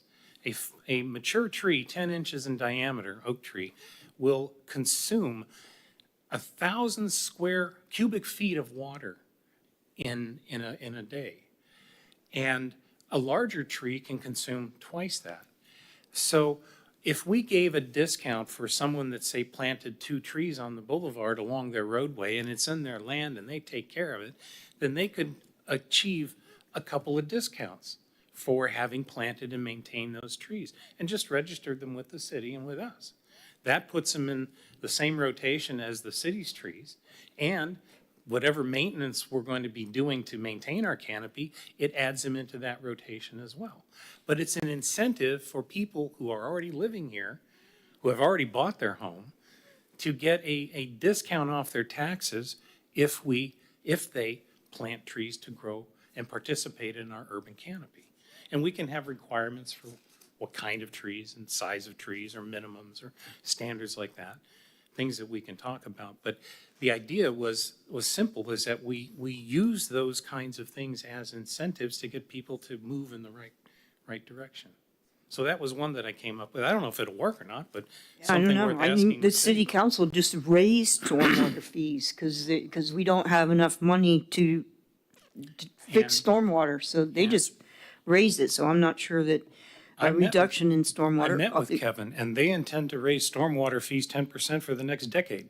Right. And that probably still is not going to be enough, you know? We really need, we need to be looking at some kind of grant from the federal government to try to save this estuary, you know? We need to be looking at it in a larger scale, like all the stormwater mistakes that we've made over the last 100 years. You know, we keep doing more after stupid. You know, we've got a stupid line, we keep using it, and we keep adding to it. We put more water in it, and it sends more water to the lagoon. All of that is wrong and bad, and we know that. But the infrastructure costs to redirect that, to build underground waterways with tree-lined streets that would allow the water to move where it needs to go, which is a very valuable thing to do, is going to cost a ton of money that our taxpayers don't have. But our federal government does in the forms of habitat restoration. So there are grant monies available that we could be looking at to begin that kind of transition for our stormwater, as we've talked about before. But making a way for all of this to integrate together is what we need to be doing up here. Right, but I don't think we can solve that problem tonight. And I would like to move this meeting along so that we're not here for a long time. But I just wanted to bring up the idea that to ask staff to figure out how we can acquire these sorts of incentives so that we can move in that direction with our ordinances. Maybe the new guy can work on it, Eddie. Yeah, well, there is going to be a new guy. I watched the tape from the council meeting last night, and planning is going to get a new person. So are you okay with what I just said then? We're good, right? Yeah. Okay, let's move on. Move on to artificial turf. All Are right. there any cards on this, Lori? Tony Shiflow.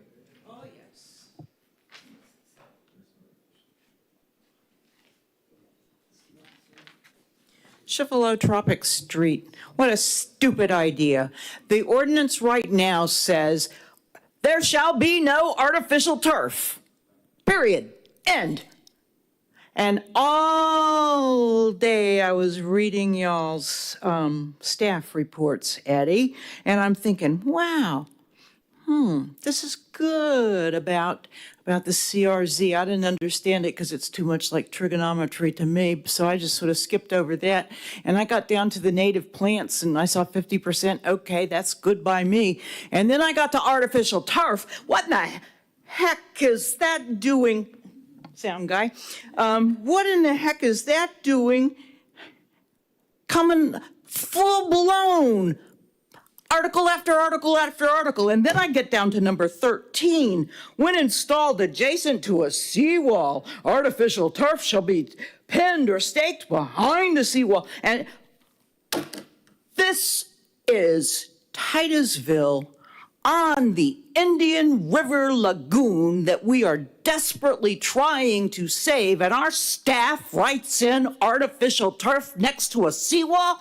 What is going on, Mr. Eddie? I don't understand why it would even be in there. And then you get down to somebody explain to me before I explode.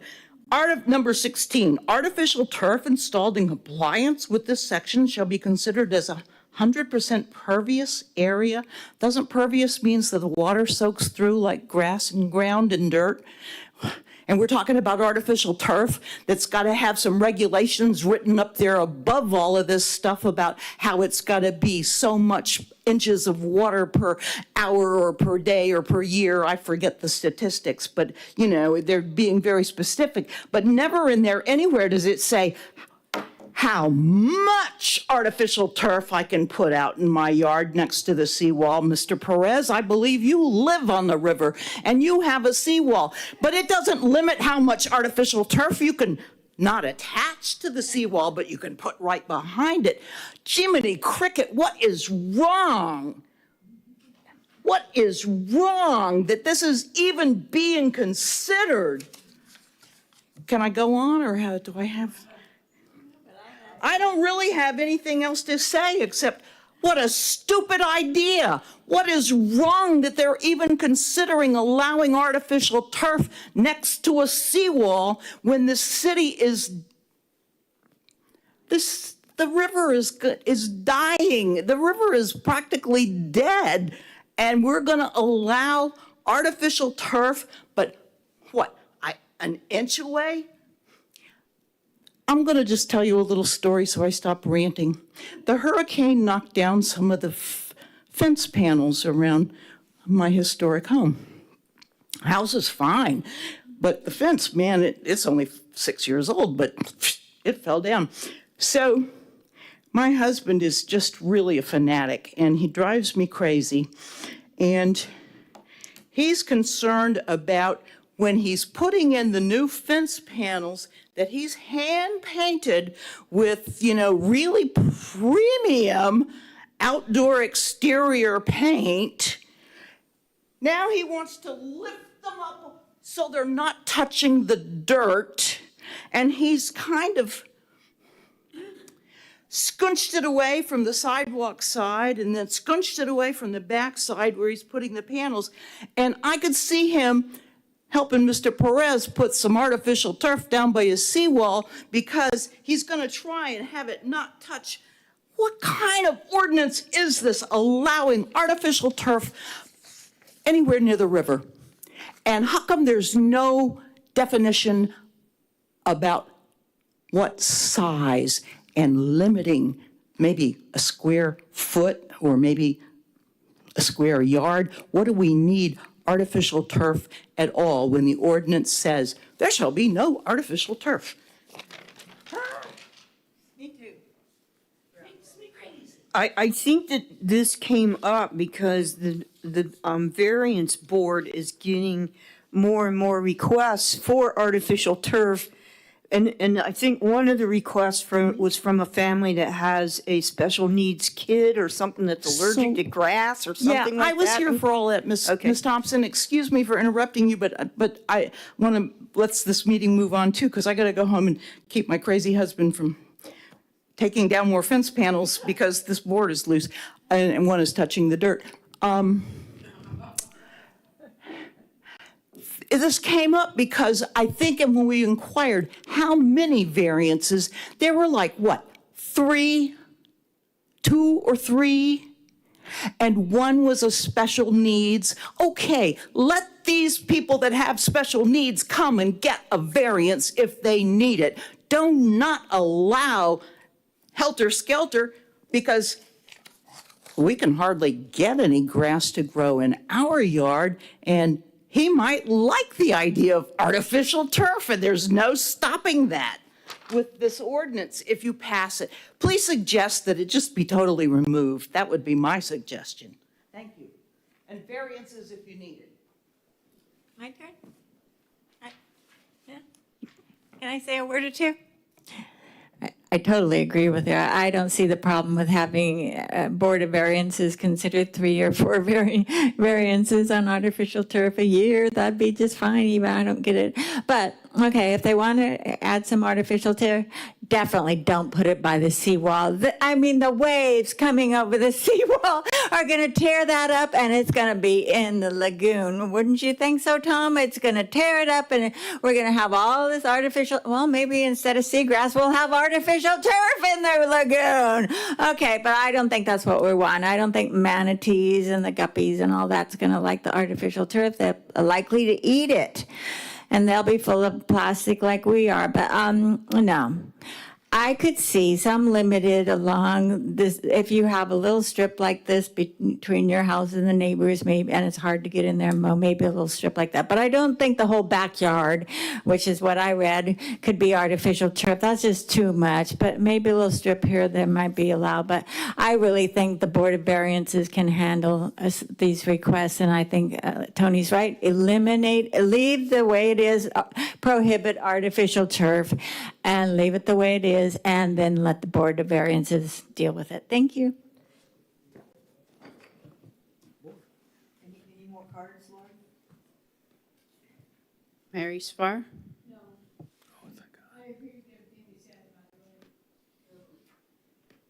All right, who had the first light? Chairwoman, if I could just, if I could just real quick, I appreciate Ms. Schiffelow's passion, but there's no need to make this personal as if I am proposing this policy decision. I did want to give some background. So our staff does continue to receive requests for artificial turf.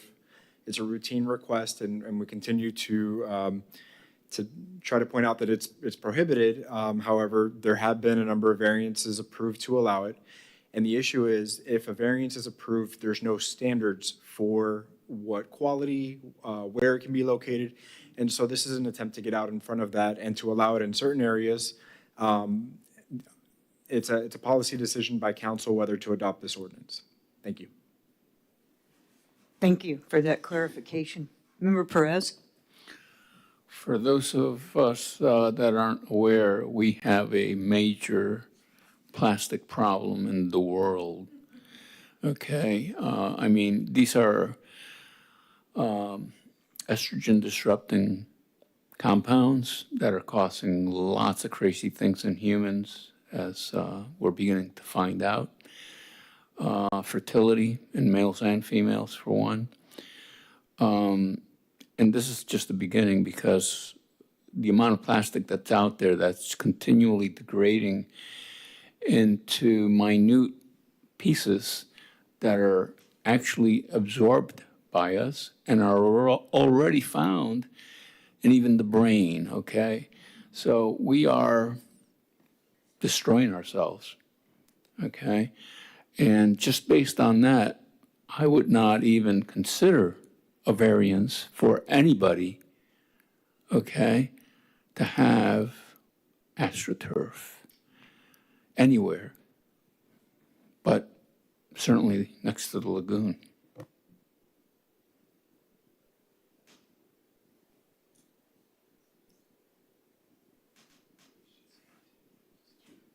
We did get a, something from staff, which was the, report to the city council on synthetic plants and artificial turf. Let's see, approve the advisability directing staff to evaluate the use of synthetic or artificial turf in lawns and to propose an amendment to the LDRs where applicable. Direction might provide clarity on the existing code regulation or expand its use in landscaping with criteria. So that was the direction to staff from the city council. And then, and so now it's landed on our table. It did have a list of, places where it's prohibited, and that was in Manatee, Hernando, Leon, and Brevard counties. It's prohibited in required landscaping. City of Sebastian, prohibited. City of Fort Walton Beach, prohibited outdoors. Then City of Ocean Ridge, Village of Tequesta, both of them permitted.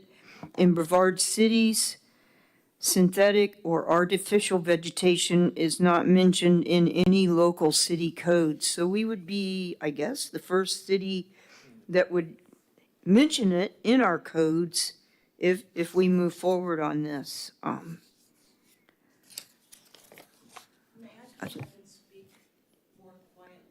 If you're calm.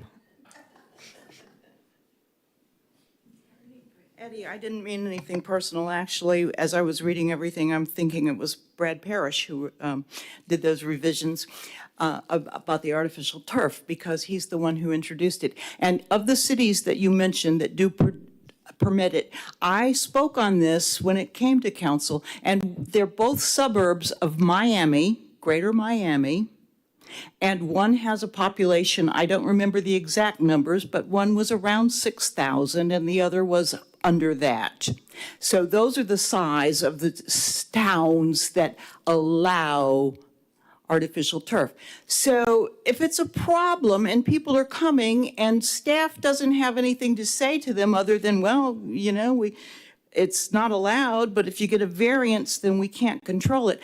How about saying, in the event that a variance is granted, then artificial turf will consist of blah, blah, blah, this percentage of, you know, all those specs were laid out in there about the density and the length of it. And so in the event that a variance is granted, these parameters exist. So that's what I was gonna say.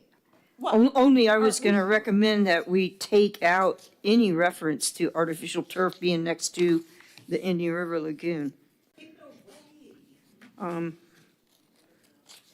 But I think that's reasonable. I have a question. Go ahead.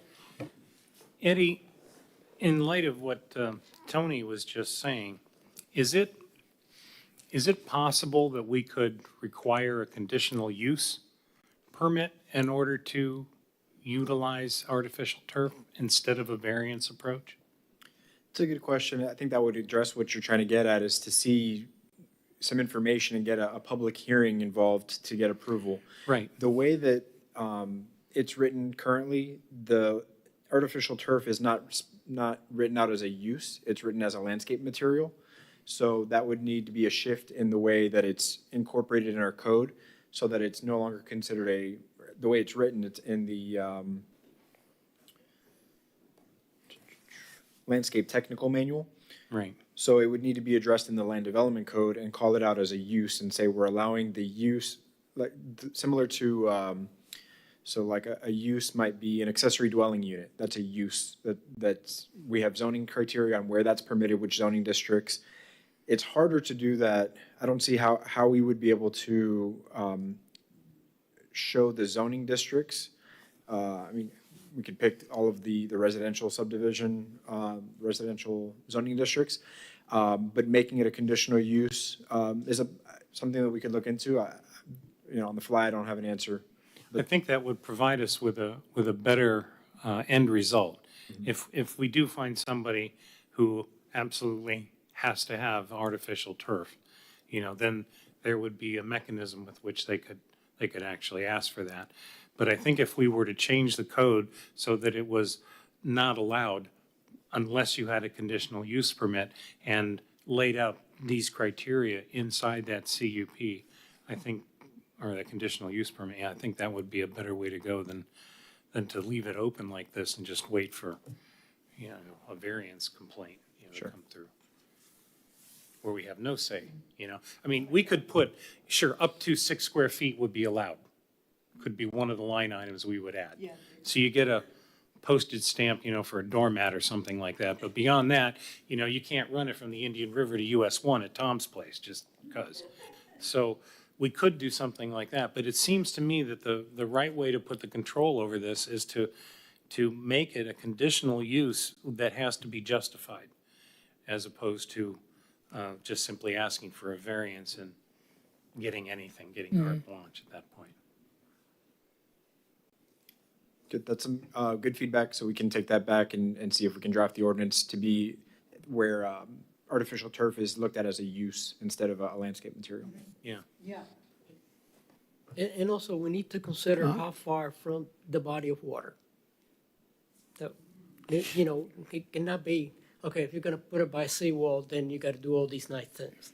No, it cannot be within. I'd say can't be within the shoreline protection area, which is 50 feet, I think. Except, we gotta use some standard to let everybody know where that line is, and you're not gonna put artificial turf in there. And then we can do the seams and, all that other stuff, but, which I think models the whole thing out. It should be very straightforward. As a conditional agent, not as an ordinance agent. So, agree with Mike, and I'll add on the fact that, get it away, use some standard to take it away from the body of water. Yeah, any body of water. Yeah, shouldn't be next to Because, well, even a pond, Well, since we're all talking, okay, I also agree with Michael. I'd also like to bring this thing back. I mean, this plastic thing is a lot bigger issue than anybody can imagine at this point. It's almost like climate change, except it's happening inside of us. Okay? There's a new documentary that recently came out. I think it's called We're All Made of Plastic. Literally, okay? And I recommend that maybe you send the link around, if I can get it to you. I'll have to find it again.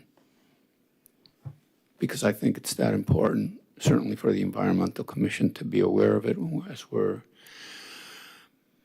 in the place where we can educate others, especially,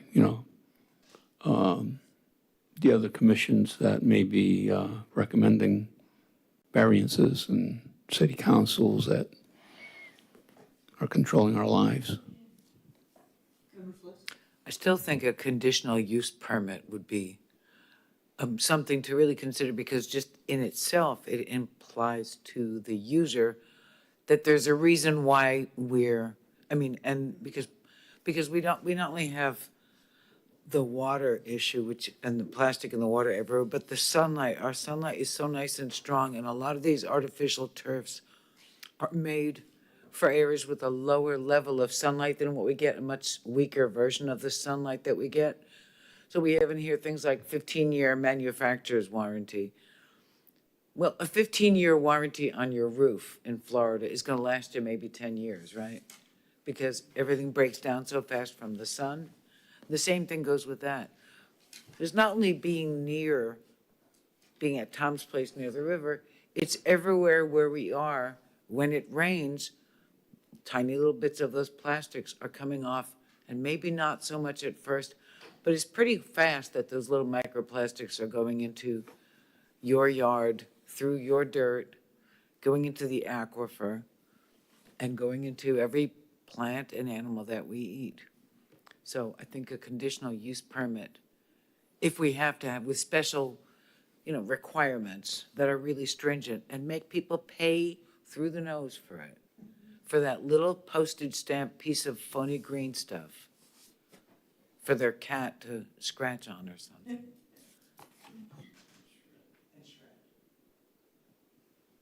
Are we good with that?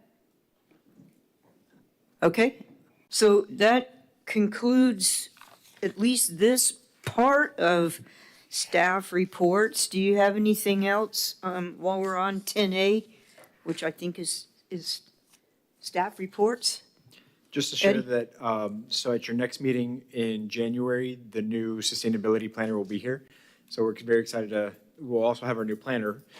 So yeah, very excited to get some new staff on board so we can be up and running at full steam. So we're going to get a sustainability planner and a planner. We're getting actually two people added to planning staff. I think the position's technically a sustainability coordinator, but yes, the position that was previously held by Rachel, Abby, I'm cycling through them lately. So that position has been filled and they'll start in a few weeks.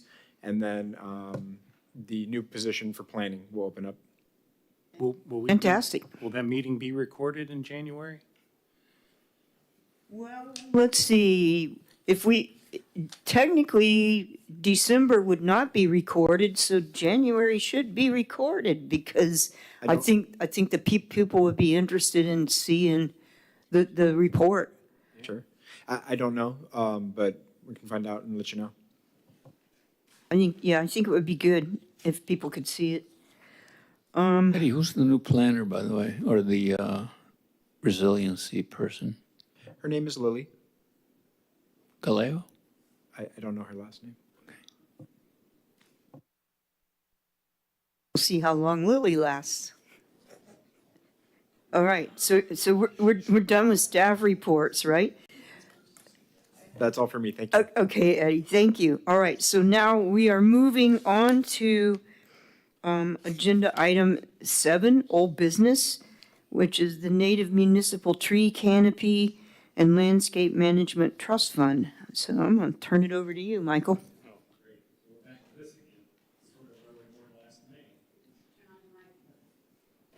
And I can remember to turn on my mic. And we're 12 minutes beyond the end of our meeting. Well, I think we should do that. I think we should table it until the next meeting. But one of the things that I wanted to say that Hector brought up in the March version when we talked about this was, how are we going to make the mechanics of this thing work? And that's what we need to work out ourselves, right? I mean, I threw out the idea. It's just a straw man, but it's going to take the rest of us to figure out how to do that. And the only time we can meet is when we're up here in a meeting. So, Can you give us those handouts you were gonna hand out? We can read them while well, they're away. Eddie put them in the, it's the same package, yeah. Yeah, it's the same outline that I had before. It's great. Yeah, I'm just trying to figure out how to make it happen, you know? It's really good. But it's a policy change is what it is. It's also a change of mindset. Yeah, and how we think of and treat our environment. So I think if we can flesh this out and work it through and then present it as a package to council with staff's recommendation, I think we'd be in good shape. I think it deserves a full meeting of discussion, you know, and instead of being, and that's why I moved it tonight and rearranged the agenda the way I did, because we would have talked about that for Yeah, an then hour not and a getting the half, other and stuff then done. we wouldn't have gotten the really good discussion that we had on the ordinances. Yeah, no, that's fine. So, why don't you make a motion to table it till February? To the February meeting? Yeah, because we don't meet in December, and then January is gonna be the report from the consultants. Okay. All right, well, then I'll make a motion that we remove the Native Landscape Trust Fund to the February meeting. I'll second it. All right, the motion was made by member Myjack and seconded by member Fliss to move the Native Municipal Tree Canopy and Landscape Management Trust Fund discussion to the February meeting. All those in favor say aye. Aye. Aye. Any opposed? Great, okay. So now we're on to new business. Election of officers. Who wants to be chair?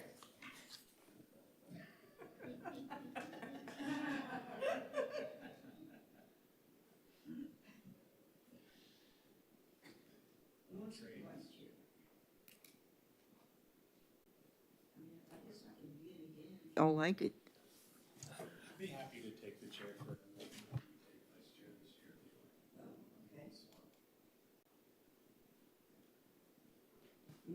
Motion to, Second. to present Mr. Myjack as chair and Laura Lee as second. That means I run the meetings half the year anyway then. That's right. So, but I will get a little bit of a break. All right, are there any other nominations?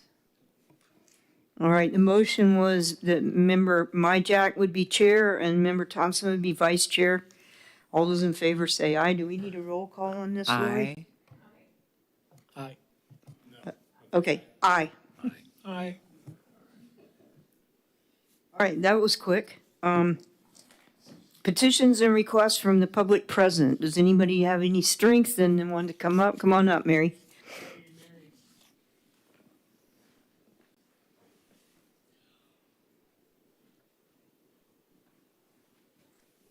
I'm glad you had the discussion on all the ordinances. I do have one question for staff. Because I think that one ordinance that I'm not sure what's happening with could have, it really kind of, if it were done, would really help the tree ordinance in us getting more trees. And that's the parks and open space ordinance. And, you know, I looked for it from time to time, and I really just don't know what's going on. I mean, it's okay in June 2019, I found out, you know, Peggy made a comment shortly after that, that there was advisability already at that point in time. And so, I mean, it's nice to have these other things move forward, but I would certainly hope that, you know, if it's not done, we might be able to move it, and especially maybe in front of that artificial turf thing. Do you have some information? Sure, it certainly has been a long time coming for that ordinance. Our staff is meeting next week to discuss it, our first draft, so we'll be presenting it to the board soon. Well, I mean, you have the advisability. I remember a meeting on that, and the council did come to some agreement on what they wanted, so. Yes, ma'am, that's right. So we have advisability, and there is a draft that our staff is going to be meeting on next week to discuss. And if we feel that it's ready to present to the boards, then we'll move it forward in the next few months. Would it be possible for Mary to meet with the staff, you guys? I don't have anything to say besides the fact that I think that, you know, when I consider the two factors that would make, you know, success of the, you know, really saving trees with tree ordinance, it's using the PD, so, you know, form of development, and then to get that ordinance passed because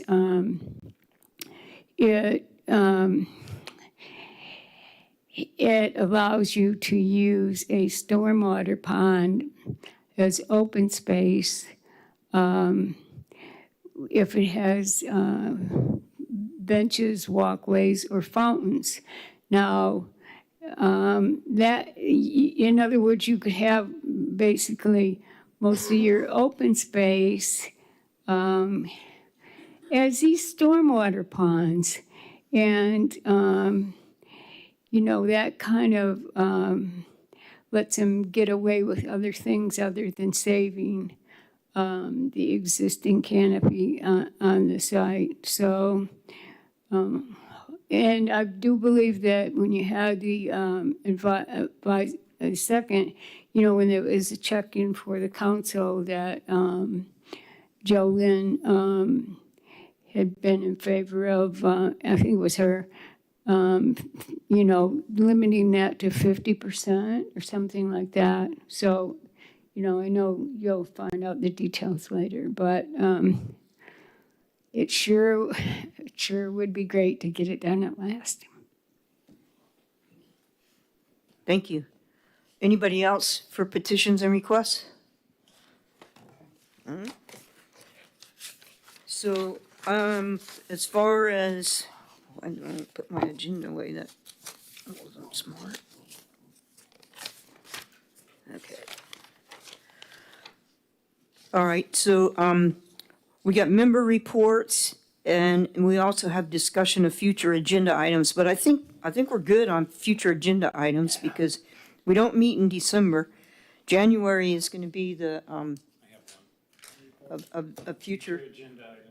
Okay, well, we've already moved, the native municipal tree canopy to February.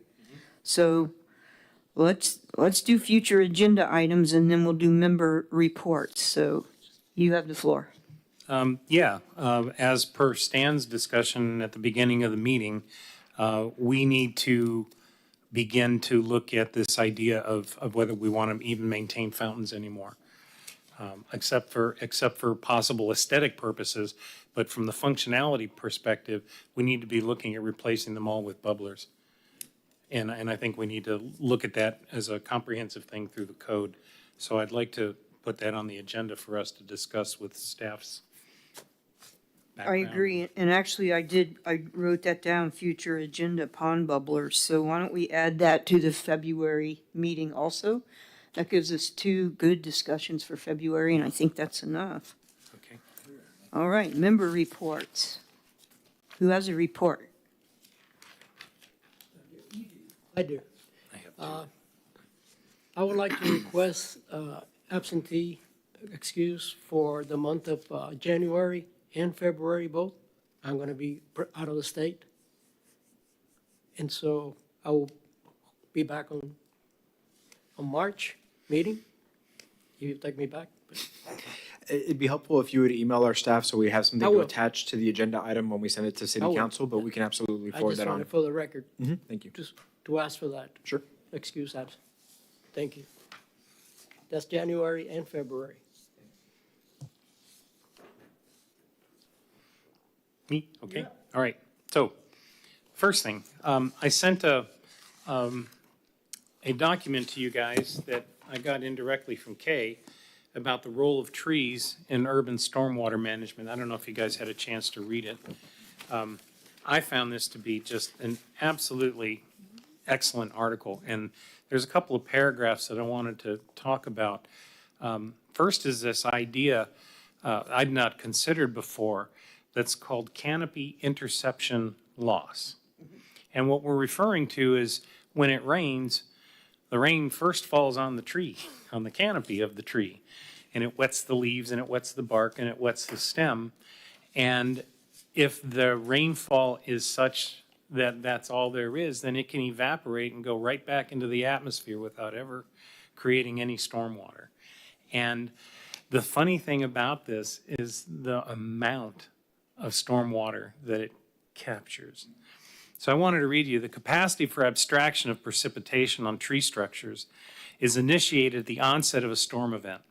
Canopy interception loss is the sum of the water stored on the tree's canopies and evaporated from tree surfaces.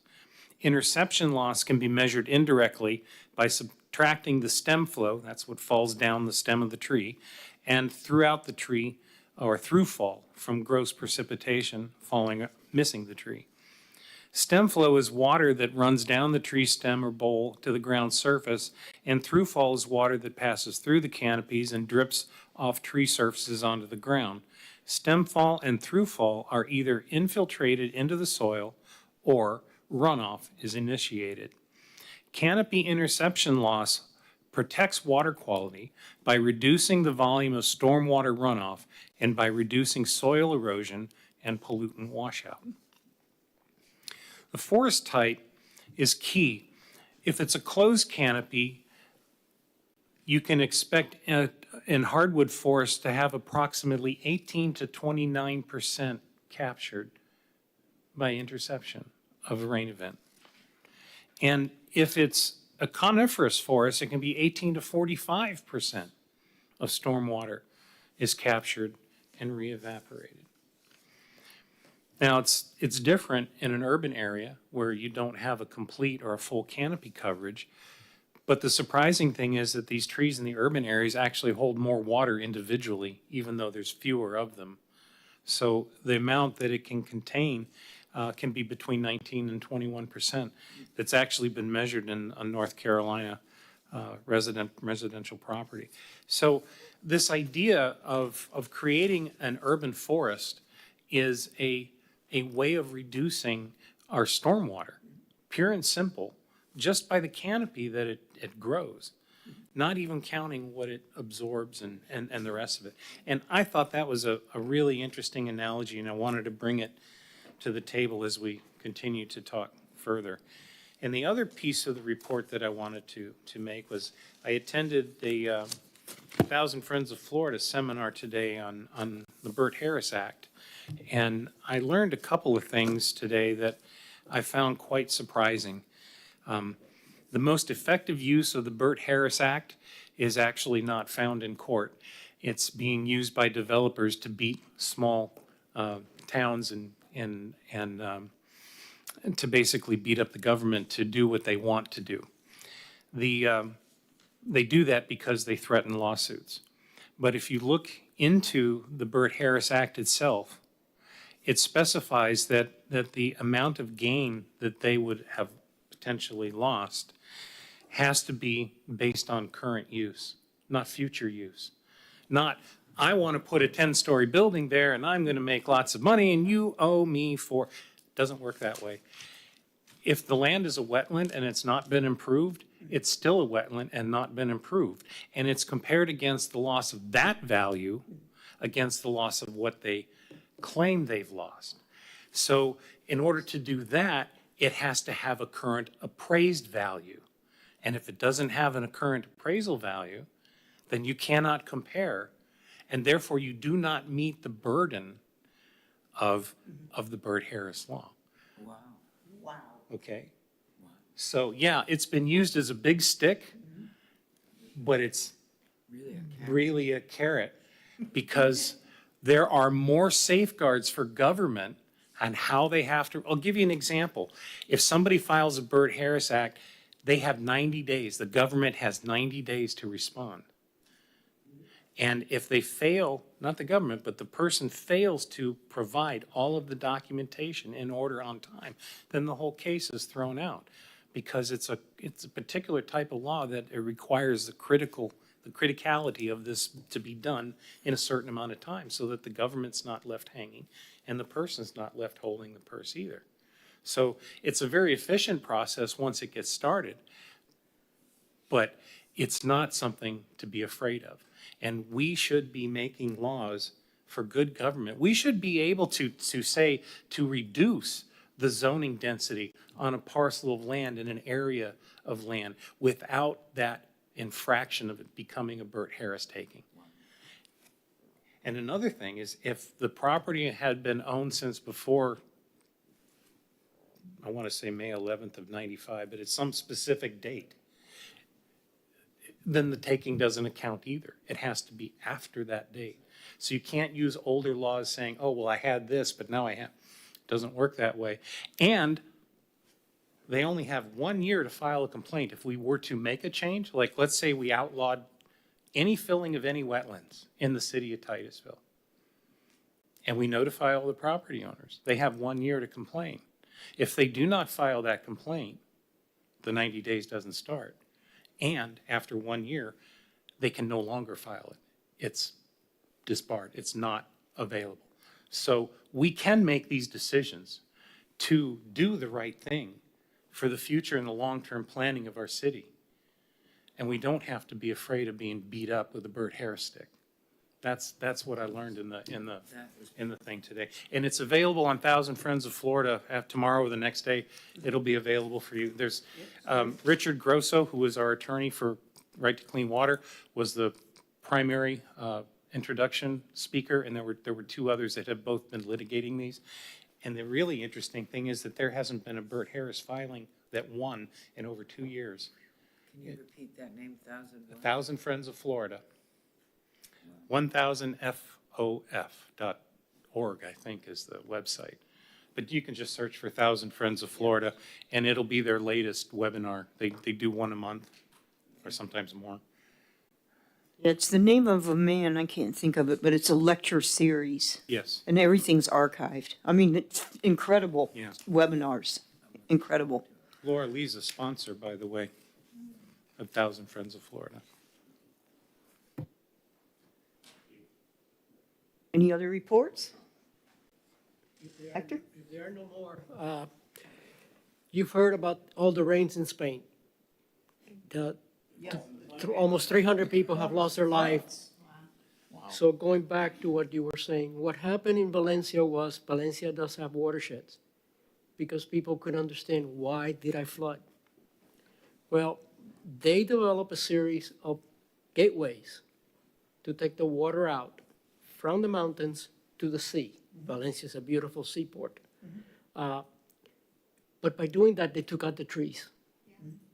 All along on a right-of-way on both sides. So what happened is when the torrential rains came, it created a highway. That highway grew because the rain was a 1,000-year rain, just like up in Nashville, the same type of rain in quantity and volume. And so Valencia, today I was reading the Spanish newspaper El Mundo, which is one of the main newspapers in Spain, and the city has decided to quit that. And they're going to go back and analyze how they're going to bring the water down from the mountains, which in our case is from the streets, onto, and how the lack of trees actually did cause part of the issue of allowing this highway to be built, to bring the water with speed and force that it could not be designed for. And buildings were moved and a lot of people died. So if you want to read some of that, you can go to the Spanish newspaper, just hit translate to English, and you can read what they're talking about, which is exactly what you were talking about, what the tree will hold if the rain, how hard the rain is, and when it's a hard rain, what happens. Okay, and if you want to see wood, take a look at the pictures that they have at the end of the bay. It is amazing the amount of lumber that was taken out because those are fences and all the other stuff that they have. So if you're interested in that, just go into what Mike was talking about in that article. Now it's a should I had a V8 moment. So that's all. Thank you. I went to the Marine Resource Council's Low Impact Development Conference last week, and it was amazing. It was the best one I've been to, and I've been to 3 of them. But this one was all about coastal resiliency, living shorelines, and stormwater. It was fantastic. So there's a lot of opportunity for Titusville. Didn't the city send a couple of people? They did. KB and Mark went. Oh, good. So yes, yeah, it was. The city sent 5 people last year, but apparently Sandra Reller, I wish she would have been able to go, but because of Hurricane Milton, city staff is scrambling, and so they couldn't send as many this time because Could of. they send us next time? Yeah. I mean, it seems like that's the kind of thing that we should be attending. Yeah, we sent out. I know Eddie sent out the announcement about it, but it's about $300 a person to attend. It's not cheap. Where was it? We're worth it. Well. Absolutely. So our budgets include a training budget, education and training budget that includes money for our boards and commissions. So Next time we send out the announcement, or if there's future conferences or something you'd like to attend, please let us know. Thanks.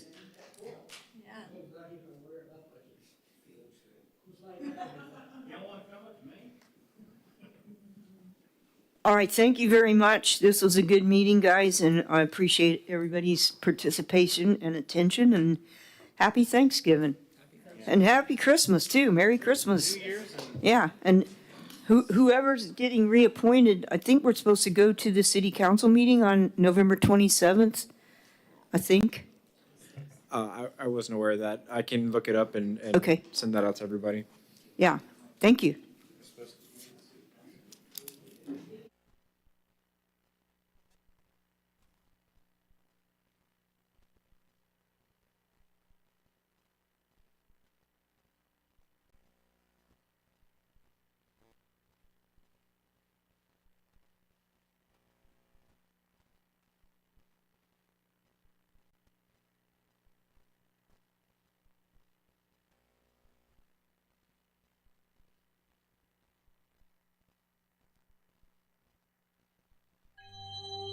Thanks for watching the Titusville Environmental Commission meeting. Coming up next, the Florida Channel, already in progress. And number two, even if they were incorporated into the MOU, the contracts clause wouldn't apply to it because it doesn't apply to provisions that are incorporated into contracts by operation of law. That's the Romaine case decided by the U.S. Supreme Court. So the only provisions of a contract that are protected from impairment are those that the parties bargain for and that are in the contract. And we see nothing in the contract about how these appointees are to be appointed. Can you respond to their argument about the meaning to be ascribed to the silence in the contract about additional appointments?